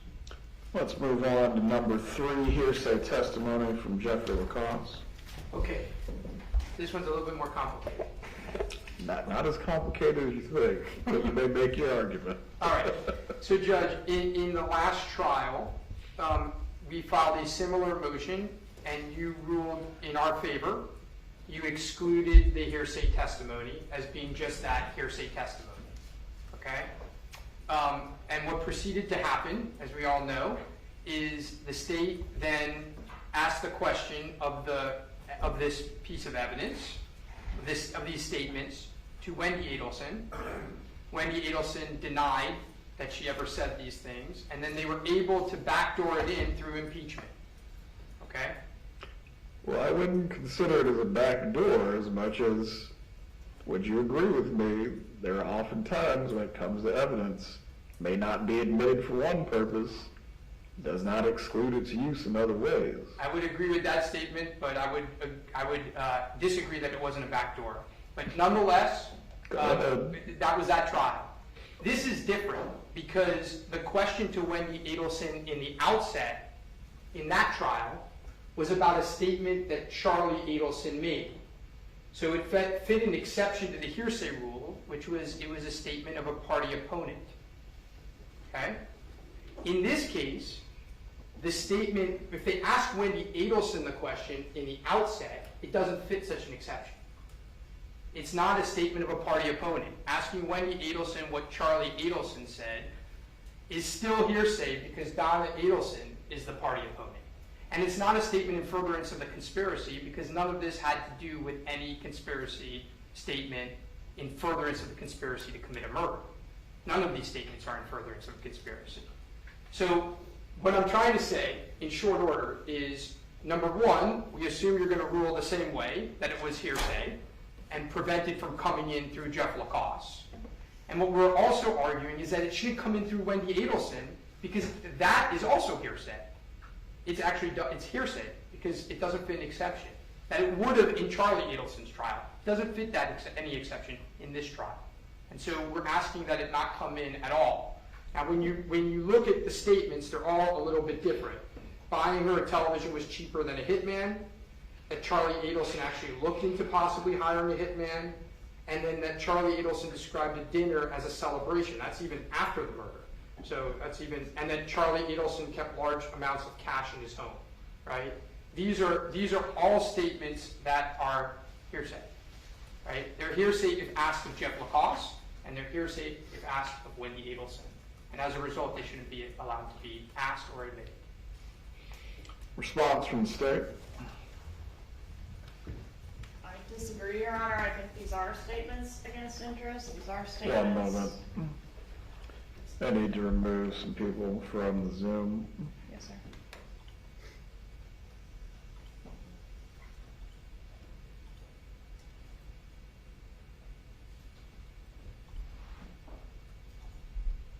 Go ahead.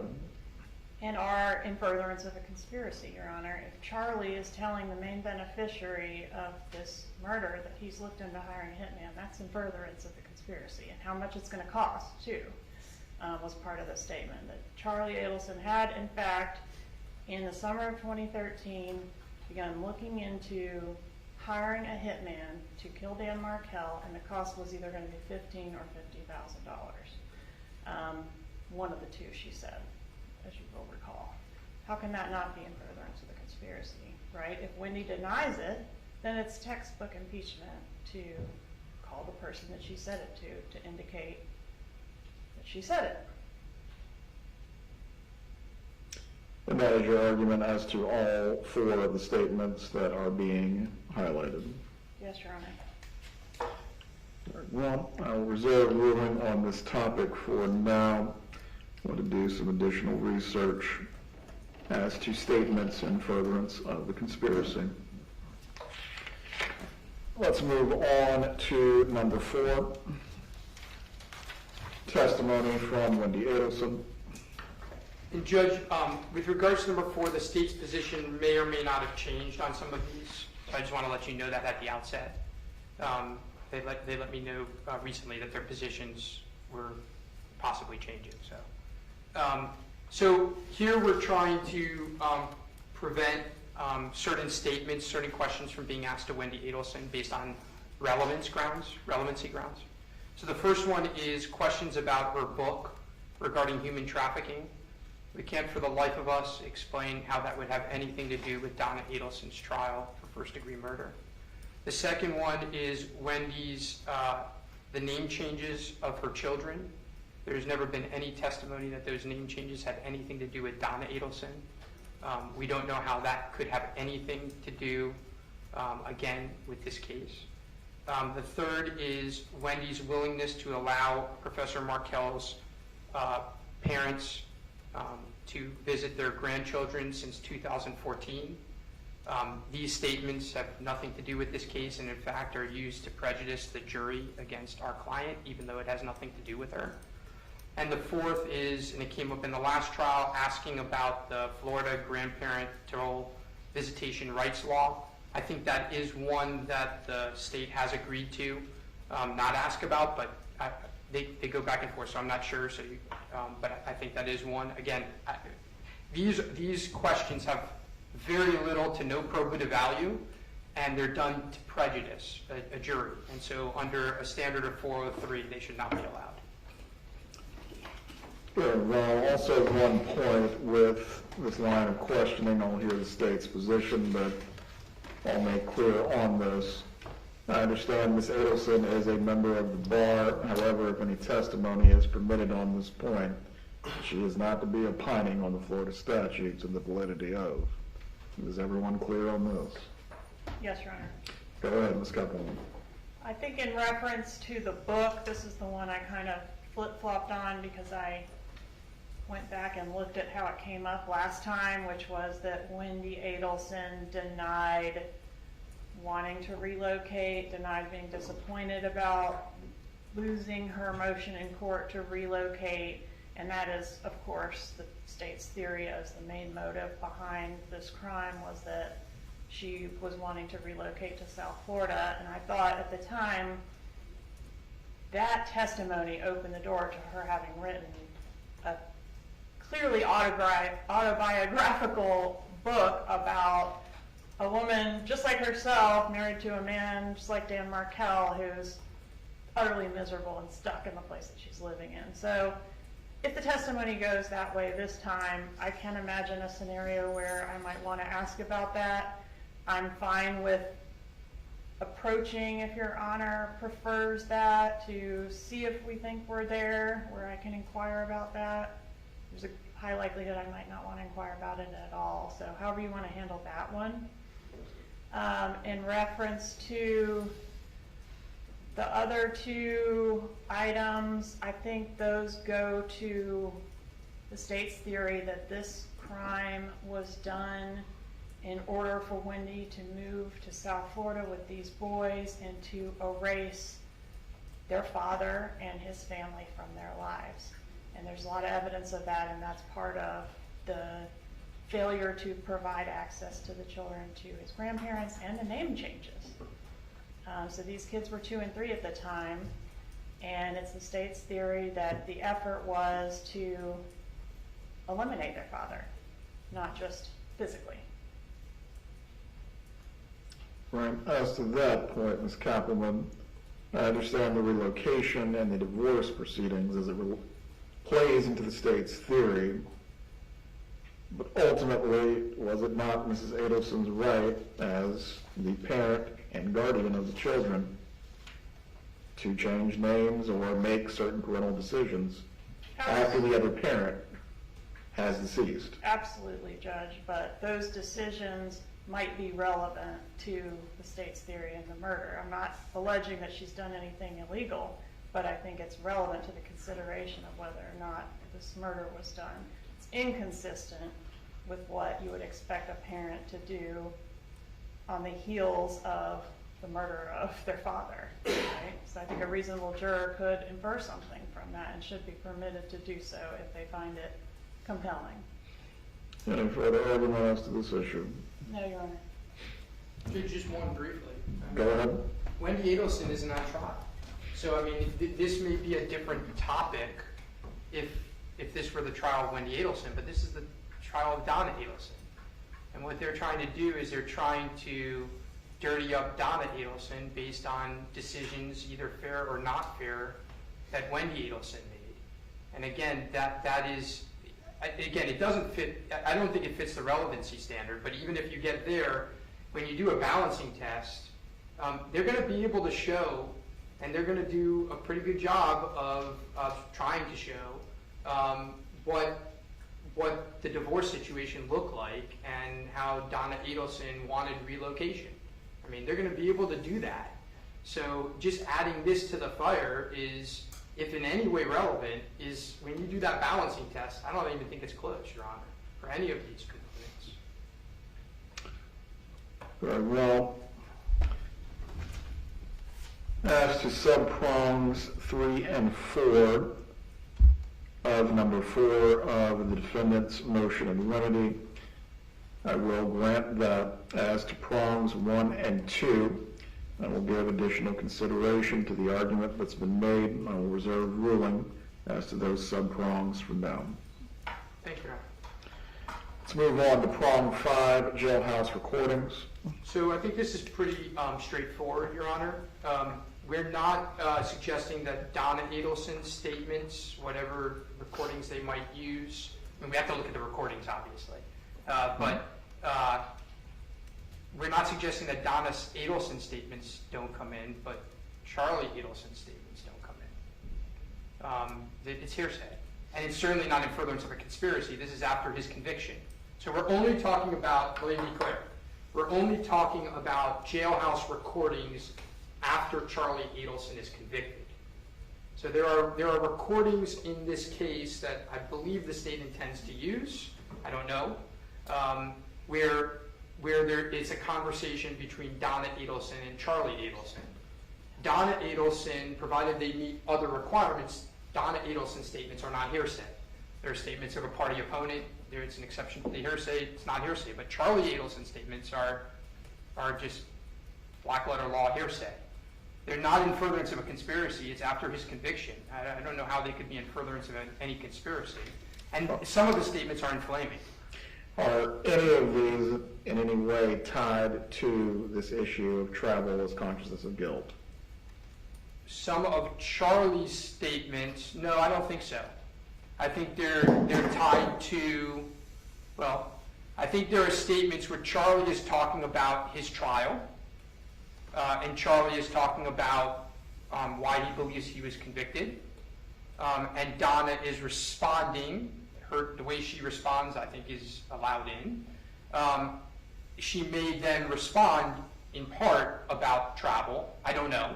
I'm not sure what they're using, but Charlie's statements are not admissible. Right. State response.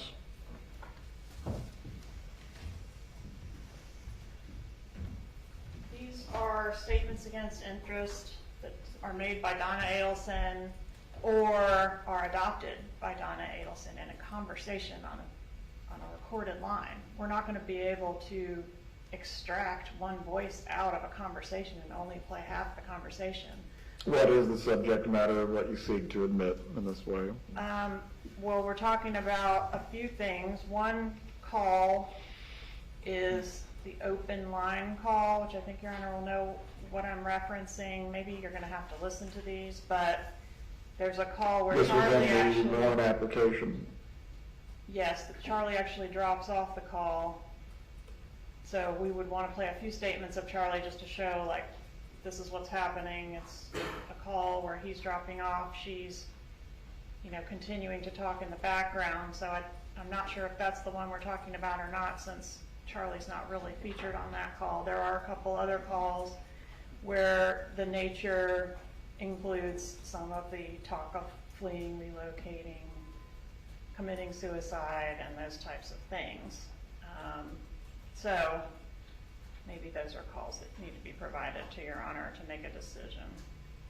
That would probably be best before I rule on this. Yes, sir. Also, as to this point, and I believe there already is a standard jury instruction as it relates at least to law enforcement and a defendant's interview, is your argument essentially this goes to the context of the call? Yes, context, admissions, context and adoptive admissions in some instances, yes. Very well. I'll need to review these calls before I can actually make a ruling on, because as the defense has noted, this is a call between Mrs. Adelson and Charlie Adelson about the quality of the food at the jail. We have hearsay problems and we have relevance problems. Ultimately, I assume anything the state would be seeking to admit is going to meet a relevance threshold from there, whether playing the entire context of it would otherwise get over the hearsay issue that I still need to determine. If admitted, though, this would be subject to a specific limiting instruction. I have given instructions in other cases concerning the use of context in a recording.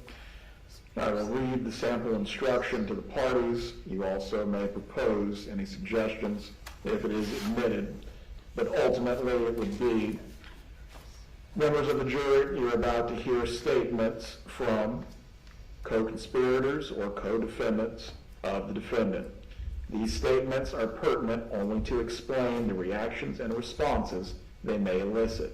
You are not to consider these statements by any co-conspirator or co-defendant as true, but only to establish the context of the defendant's reactions and responses. That ultimately, if any will be admitted at all, that will be subject to that instruction to the jury. So it is clear, Mr. Rauschbaum. So it is clear, Mr. Rauschbaum, that nothing of a non-party is being admitted for the truth of the matter asserted. What?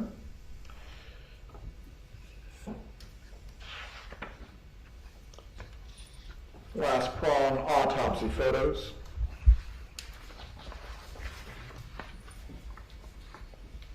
So, Judge, the Florida Supreme Court has held that autopsy photographs are admissible if they are relevant and not so shocking in nature as to defeat the value of their relevance. But to be relevant, a photo of a deceased victim must be a probative issue that is in dispute. Okay? In this case, there is no dispute as to Professor Markel's death or the means that he was murdered. There's no dispute as to that. In the last trial, and I might be wrong about this, I think I was kind of conservative, 10 separate exhibits, 2 x-ray images, 8 photographs. I mean, it's clear what the state is trying to do. We understand they have to meet their elements, and one of the elements is to show that he was killed. That has never been in dispute. We understand Old Chief. We understand that ruling as well. But, Judge, we would ask that these autopsy photographs be limited. That's our request. Although I believe, I'm not certain if any of these were used during the examination of Mr. Rivera, but doesn't the examination of Mr. Rivera in some ways coincide with these photos, at least as to how the murder was carried out itself? I mean, they weren't used with Mr. Rivera, I don't think. They were used with a medical examiner, and they were used in closing arguments. I don't know that, again, I think it's a balancing test. I don't think anyone's disputing how the murder was carried out. There's no dispute. I mean, No, not that he was shot, but ultimately Mr. Rivera's details of what actually occurred as it relates to his credibility as a witness and explaining other aspects of the conspiracy. They haven't done that in the past, but we're also we don't intend on attacking his credibility when it comes to how the murder was done. State, you may respond.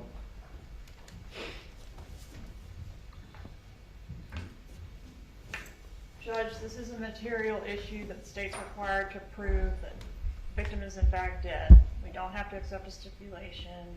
The photographs are what they are. We entered 8 photographs, which is relatively few for a homicide case. 2 of those photographs were x-rays, so not inflammatory in any way.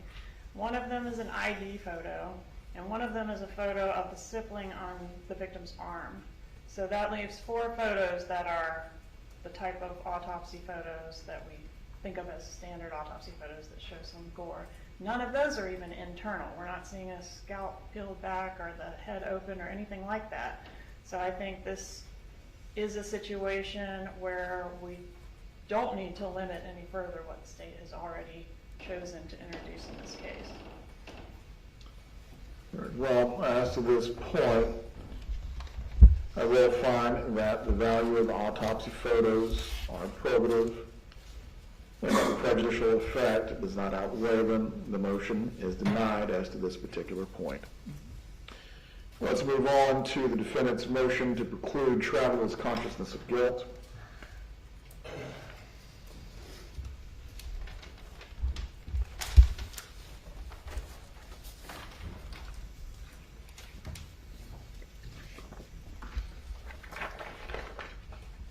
So, Judge, I think our motion to some degree speaks for itself. In this case, the state went to tremendous means to try to wait to arrest Mrs. Adelson until she tried to step foot on an airplane. Their argument is going to be, we believe that suggests flight, and that the flight suggests a guilty mind or conscience. However, we cited some cases, albeit not in Florida. We were unable to find similar fact patterns in Florida. And we did cite the standard for the 11th Circuit in our papers, which spends a lot of time talking about the passage of time, which I don't think we need to reiterate again. No. I think we've beat that to death today. But the cases are interesting. When I started to look at it, I was kind of surprised, but it got me thinking. And I'm not a judge, as you know. I'm far from it. But I started to think, if I'm deciding this decision, what am I really thinking about with consciousness of guilt? And I'm thinking, well, did the activity that the person did, can I imagine an innocent person doing that same activity?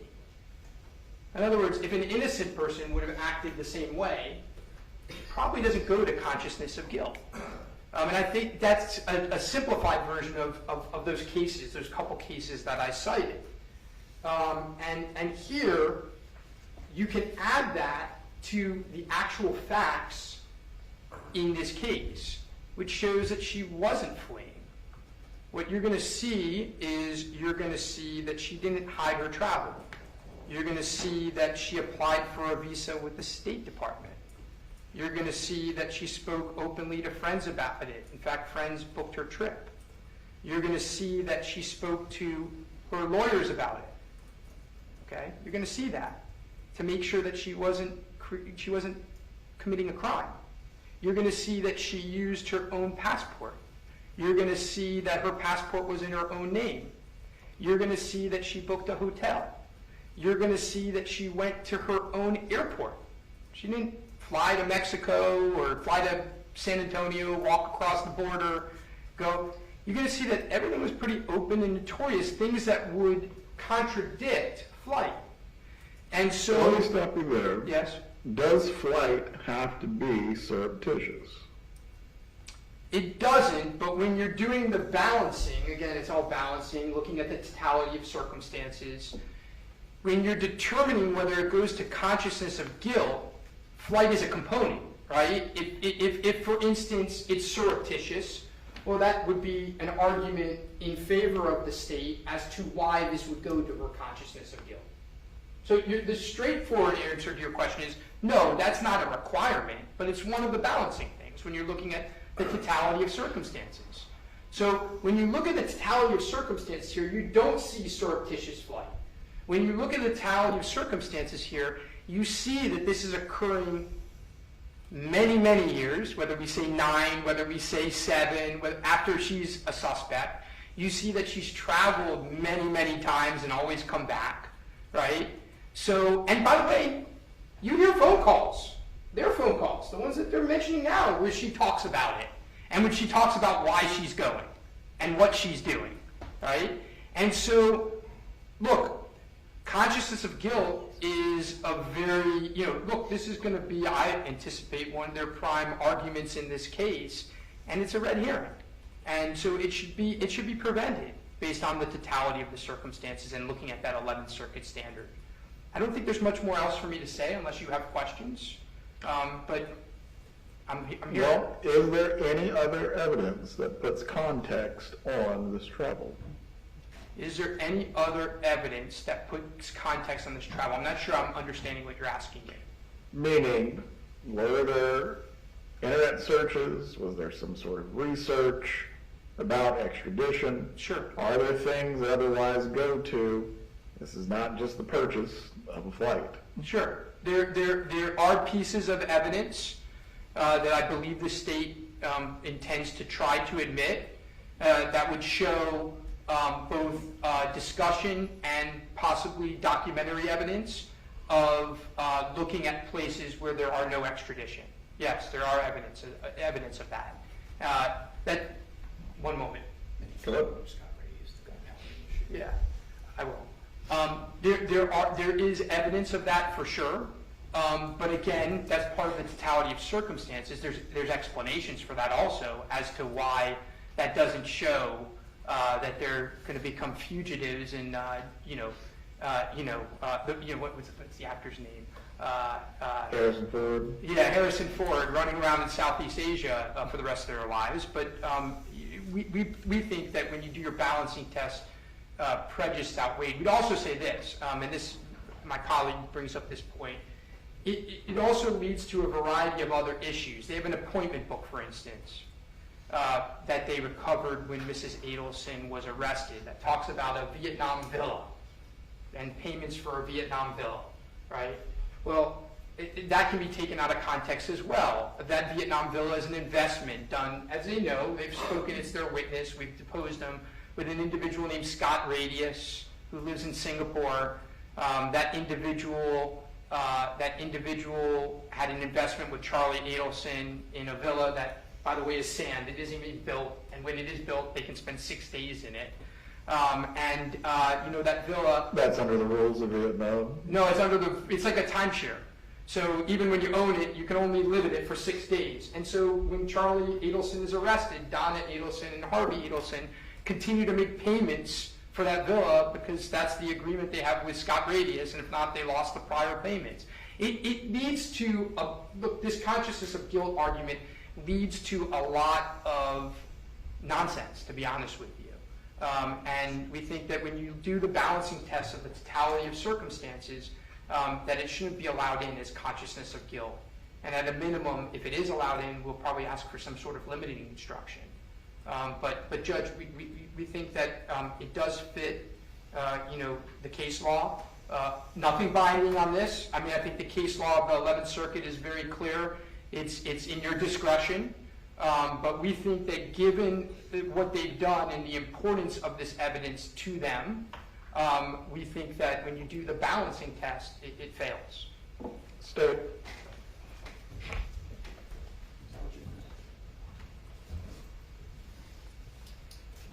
Judge, there are just as many factors that suggest that this was for flight, was a matter that was demonstrating consciousness of guilt, as the ones that they planned to argue she was just going on a vacation. She got an urgent emergency visa and bought a one-way ticket to what she had researched to be a non-extradition country. The state feels that's relevant. If it's anything that the defense wants to argue and the facts that they've pointed out are they're fair game for cross-examination, they're free to elicit those, and we can have a dispute, let the jury decide what the evidence shows and what the weight is rather than the admissibility. But how is it a 403 problem if she's just going on a vacation and that's what they're going to show? What's the prejudice if she's just going on a vacation? Problem for them is that there's plenty of evidence showing it wasn't just a vacation, it was something else. There is evidence of fleeing, and that's what we're entitled to show. Right. As to this motion, I am prepared to rule. I reviewed the cases cited by the defense within its motion, and also looking at this as a matter of weighing prejudice versus probative value. The motion is going to be denied. I do believe this is a matter that goes to weight versus admissibility. The finder of fact, the jury, is going to determine whether Ms. Adelson was in fact merely researching a vacation, or if she was in fact seeking to avoid prosecution, or this is consciousness of guilt. Really, it's not for the court to exclude, as it is relevant and probative. As far as any limiting instruction that the defense would seek, you may submit that concerning this issue. Right, I believe that covers the defense motions for today. Mr. Rashbaum, if you can submit orders, at least for the matters that have been ruled upon concerning these matters. Let's move to the state's motion in limine. As to prong 1, Ms. Kappelman. Yes, Your Honor. As we have done previously, we are moving to exclude Mr. Rivera's affiliation with the gang and any specific prior bad acts as irrelevant and bad character evidence. Did you want me just to address prong 1?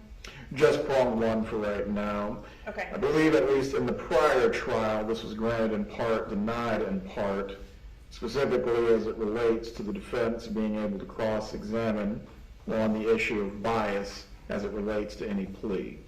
Are you aware of any authority that would otherwise suggest this is an inappropriate ruling? No, Your Honor. I anticipate Your Honor would make the same ruling. Very well. Does the defense have any argument to make as to prong one? Well, I mean, I think we're gonna have to bring up the Latin Kings. I mean, they inserted it, we weren't able to make this argument in the last trial. His affiliation with the Latin Kings is very relevant as to why and how Mrs. Adelson acted. Well, I believe it did come out that he was affiliated with a gang, did it not? It's just the name Latin Kings wasn't used? Yeah, I mean, I just don't want to go afoul of the court's ruling, right?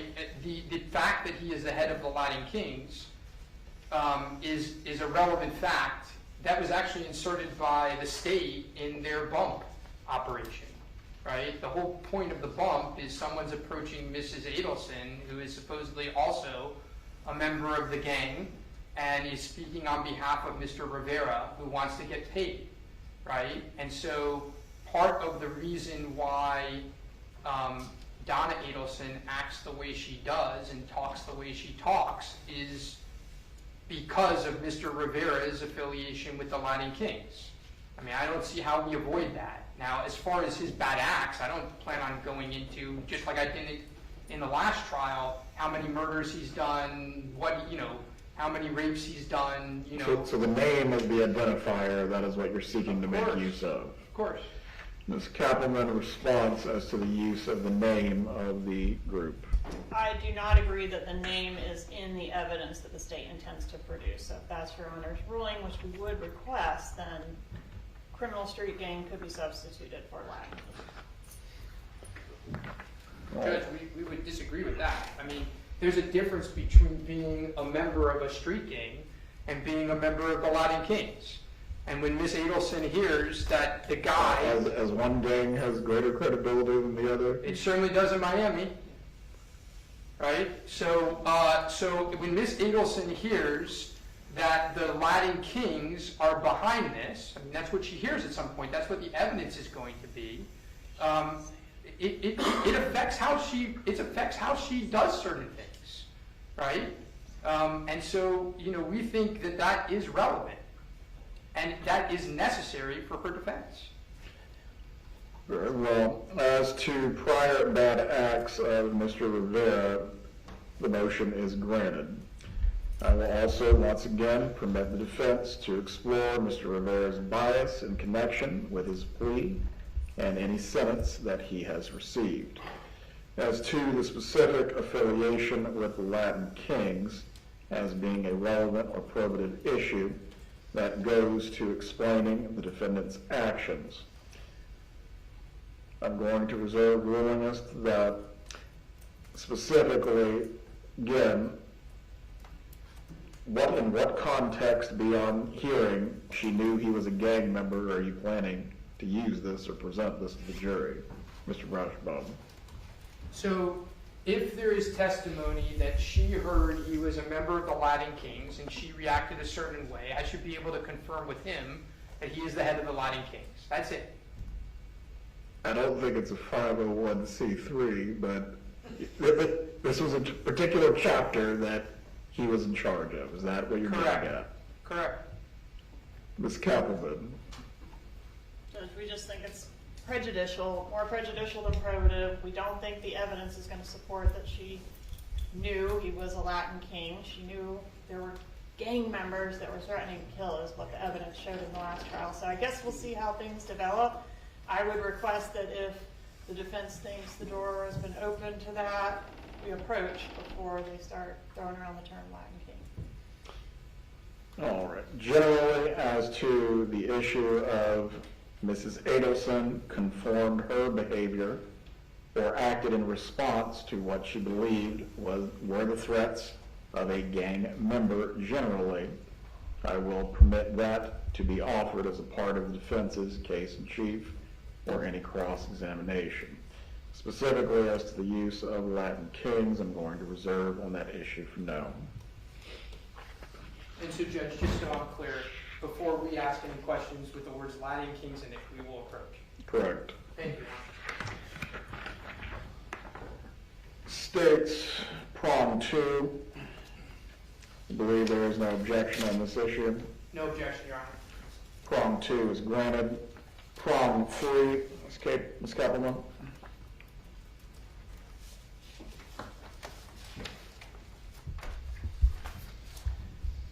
Yes, Your Honor. Prong 3 relates to Mr. Rivera's mental health status. This has been excluded previously.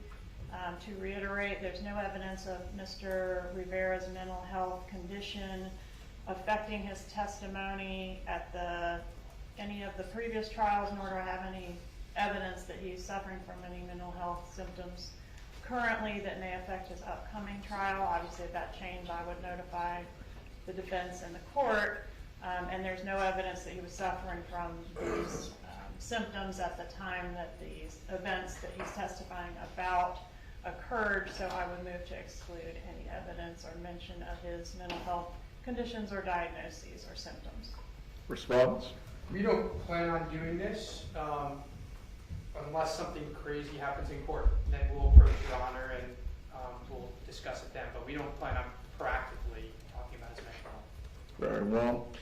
Prong 3 is granted. Counsel for the defense is directed to alert the court should you believe the door has been opened in a material way concerning this issue. As to prong 4, is there any dispute as to this prong?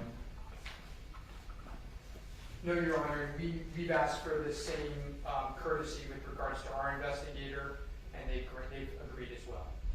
Prong 4 is granted. Prong 5, is there any dispute? No, Your Honor. Prong 5 is granted as well.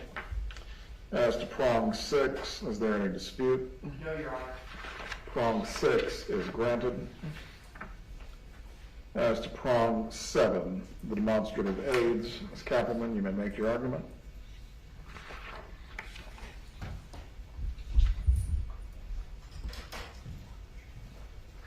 Yes, Your Honor. The state has prepared demonstrative aids which combine video footage, clarified audio recording, and transcripts into one item that we'd like to present to the jury for both the Dolce Vita recording as well as the Matsuri recording.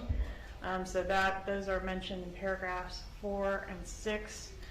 We also have, similar to what we've used previously with the wiretap calls, slides that have the scrolling transcript along with a photo of who's speaking, which we think assists the jury in understanding those items of evidence. I think that was all that was covered in these. Yeah, so Dolce Vita, Matsuri, and the wire calls. We did previously have an objection to any editing, any underlining or any highlights, which we have removed from those exhibits, so those will not be present. Well, response? Our position is the same as in the last trial. We don't object to the transcripts from the wire. We do object to transcripts for Dolce Vita and Matsuri due to audibility. And last time I think the judge ruled with us and ruled that the transcripts would come in for the wire but not for Dolce Vita or for Matsuri, and that's our position today as well. I reviewed the recordings of both Dolce Vita and Matsuri once again. The issue that I keep coming back around to on this, Ms. Kappelman, is ultimately for a recording that does have some limitations or issues. How does the transcript not otherwise suggest the person, or I should say jurors who need to listen to and interpret it, what is on the recording if they themselves are not able to make it out clearly? We do have and had in the last trial as well the authentication of the transcript by a party who was present for the conversation. I think that's what made the difference in reference to the Dolce transcript use in the last trial. We were able to use that. Matsuri was out. The defense is correct on that. That could Is potentially change. that witness going to authenticate then the transcript itself? Yes, Your Honor. Mr. Rashbaum, any remaining argument concerning them? Yeah, you still can't hear tons of the transcript, and they're guessing as to words on tons of the transcript, and you still can't hear the first 31 minutes because they didn't record it. And they have a recording of those 31 minutes, but they didn't include it. So it should be, look, the standard is, in situations like this, you leave it up to the jury to hear what they hear. We're actually not moving to preclude the audio, we're precluding a transcript, right? I mean, the law is pretty clear that it's up to the jury to hear what they hear and make a decision based on that and not what the state thinks they hear. I agree with you, that aspect is clear. The additional portion of the witness who will swear that the transcript is authentic, what is your argument to that? I mean, but every other word of the transcript is unintelligible. UI. So, I mean, that should not come in. You can hear some of those UIs. Sure, I can cross the witness, but do we really want to go through that when it's very easy that they just hear what they hear? That's the default. Very well. This will be granted in part and denied in part. As to any transcript for Matsuri, which there is no authentication available by any witness, that transcript will not be presented to the jury. The jury is to determine for themselves what they believe the recording holds. As to any use of transcripts as a demonstrative with the wiretap calls, that will be permitted. As to the use of any transcript relating to Dolce Vita, that will be subject to a proper foundation and authentication being made by the witness. The defense may challenge the foundation and authentication by the witness. However, if the proper foundation is laid at that point, this is no longer guesswork as it relates to the transcript. The parts that are unintelligible cannot be misrepresented in any way. The witness may not misrepresent the parts that are unintelligible. However, to the extent the witness can say, this is what was said during the meeting, that is a proper foundation basis for that testimony, for that evidence to be presented to the jury. That is the ruling as to that item. All right, let's move on to states. Prong 8, statements to elicit sympathy for the defendant. Yes, Your Honor. We had a prior hearing during the pendency of this case where some issues came to light regarding the defendant's allegations of how she was being treated at the jail. I've conferred with the defense on this, who's advised they do think that that type of reference and material would be admissible in this trial. As such, I would move to exclude any reference to the conditions in the jail as irrelevant under 401 and basically just being offered to inflame the sympathies or passions of the jury and more prejudicial than probative under 403.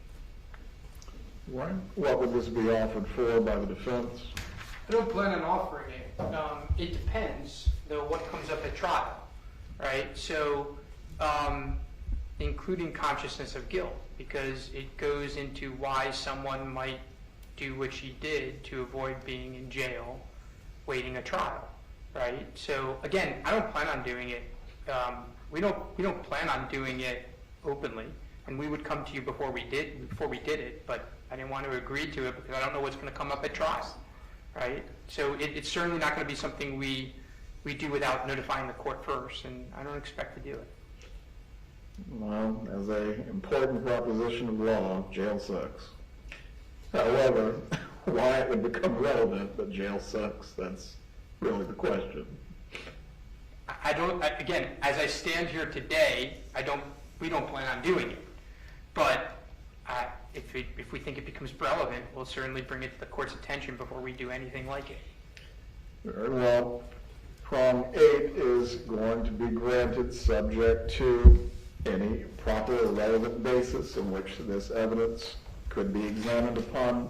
Counsel for the defense at the appropriate time will need to raise why they think a relevant basis has occurred, and ultimately a proffer will be taken out of the presence of the jury.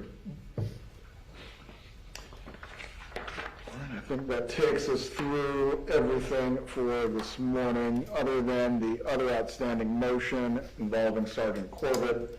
Are any other motions being anticipated by the defense or state concerning the exchange of witness list exhibits? That did happen, Judge, and we are still in communication about small changes that are happening, and we'll bring it to your attention if we have any issues, but so far we're getting along okay on exhibits and witnesses. There's still a couple depositions outstanding, which we're working on, so no issues to report at this time. We do want to approach on one other matter, though, before we are done for the day here. All right. Mr. Morris? Judge, on demonstratives, and when I say demonstratives, I want to make sure that I understand what you're talking about, and you understand what I'm talking about.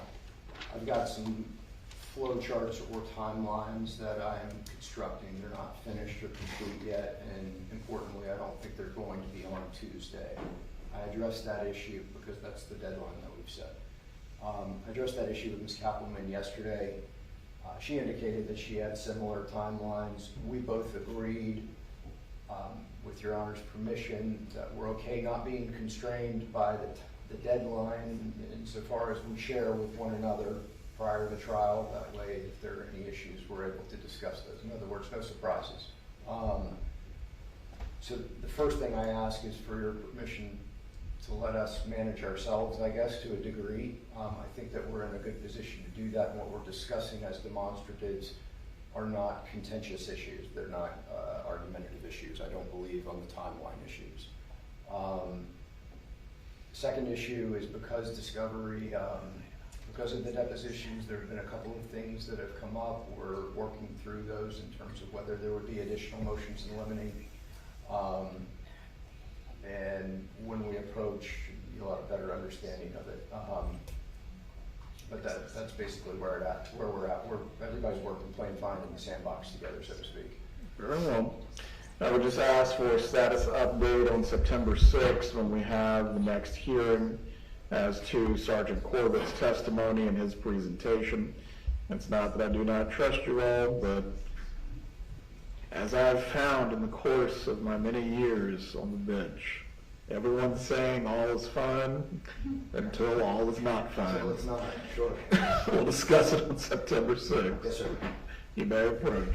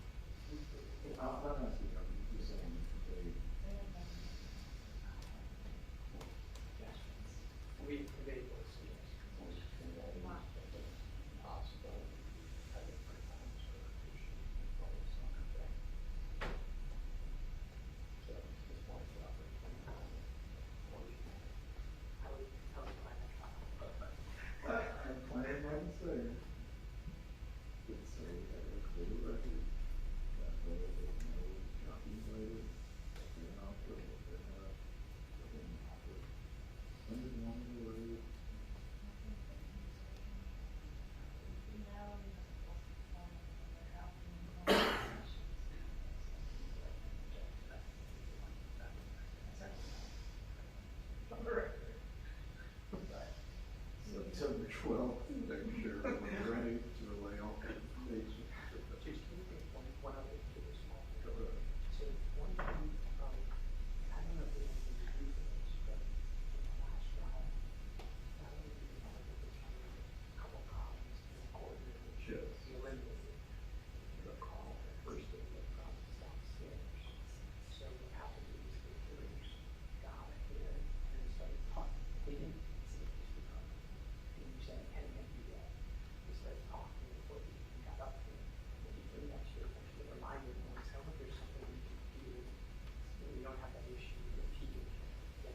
I think what I'm going to do is make sure we have more support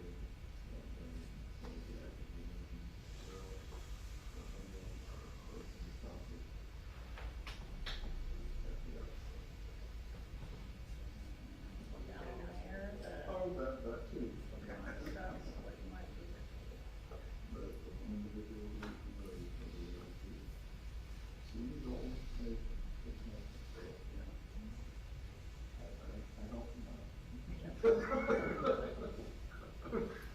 Oh, that's for sure.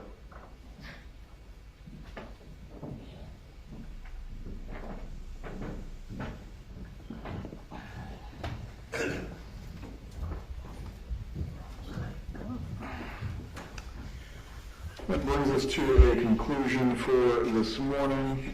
Please contact Lynn about the setting of the hearing for next Friday. Everyone have a good day.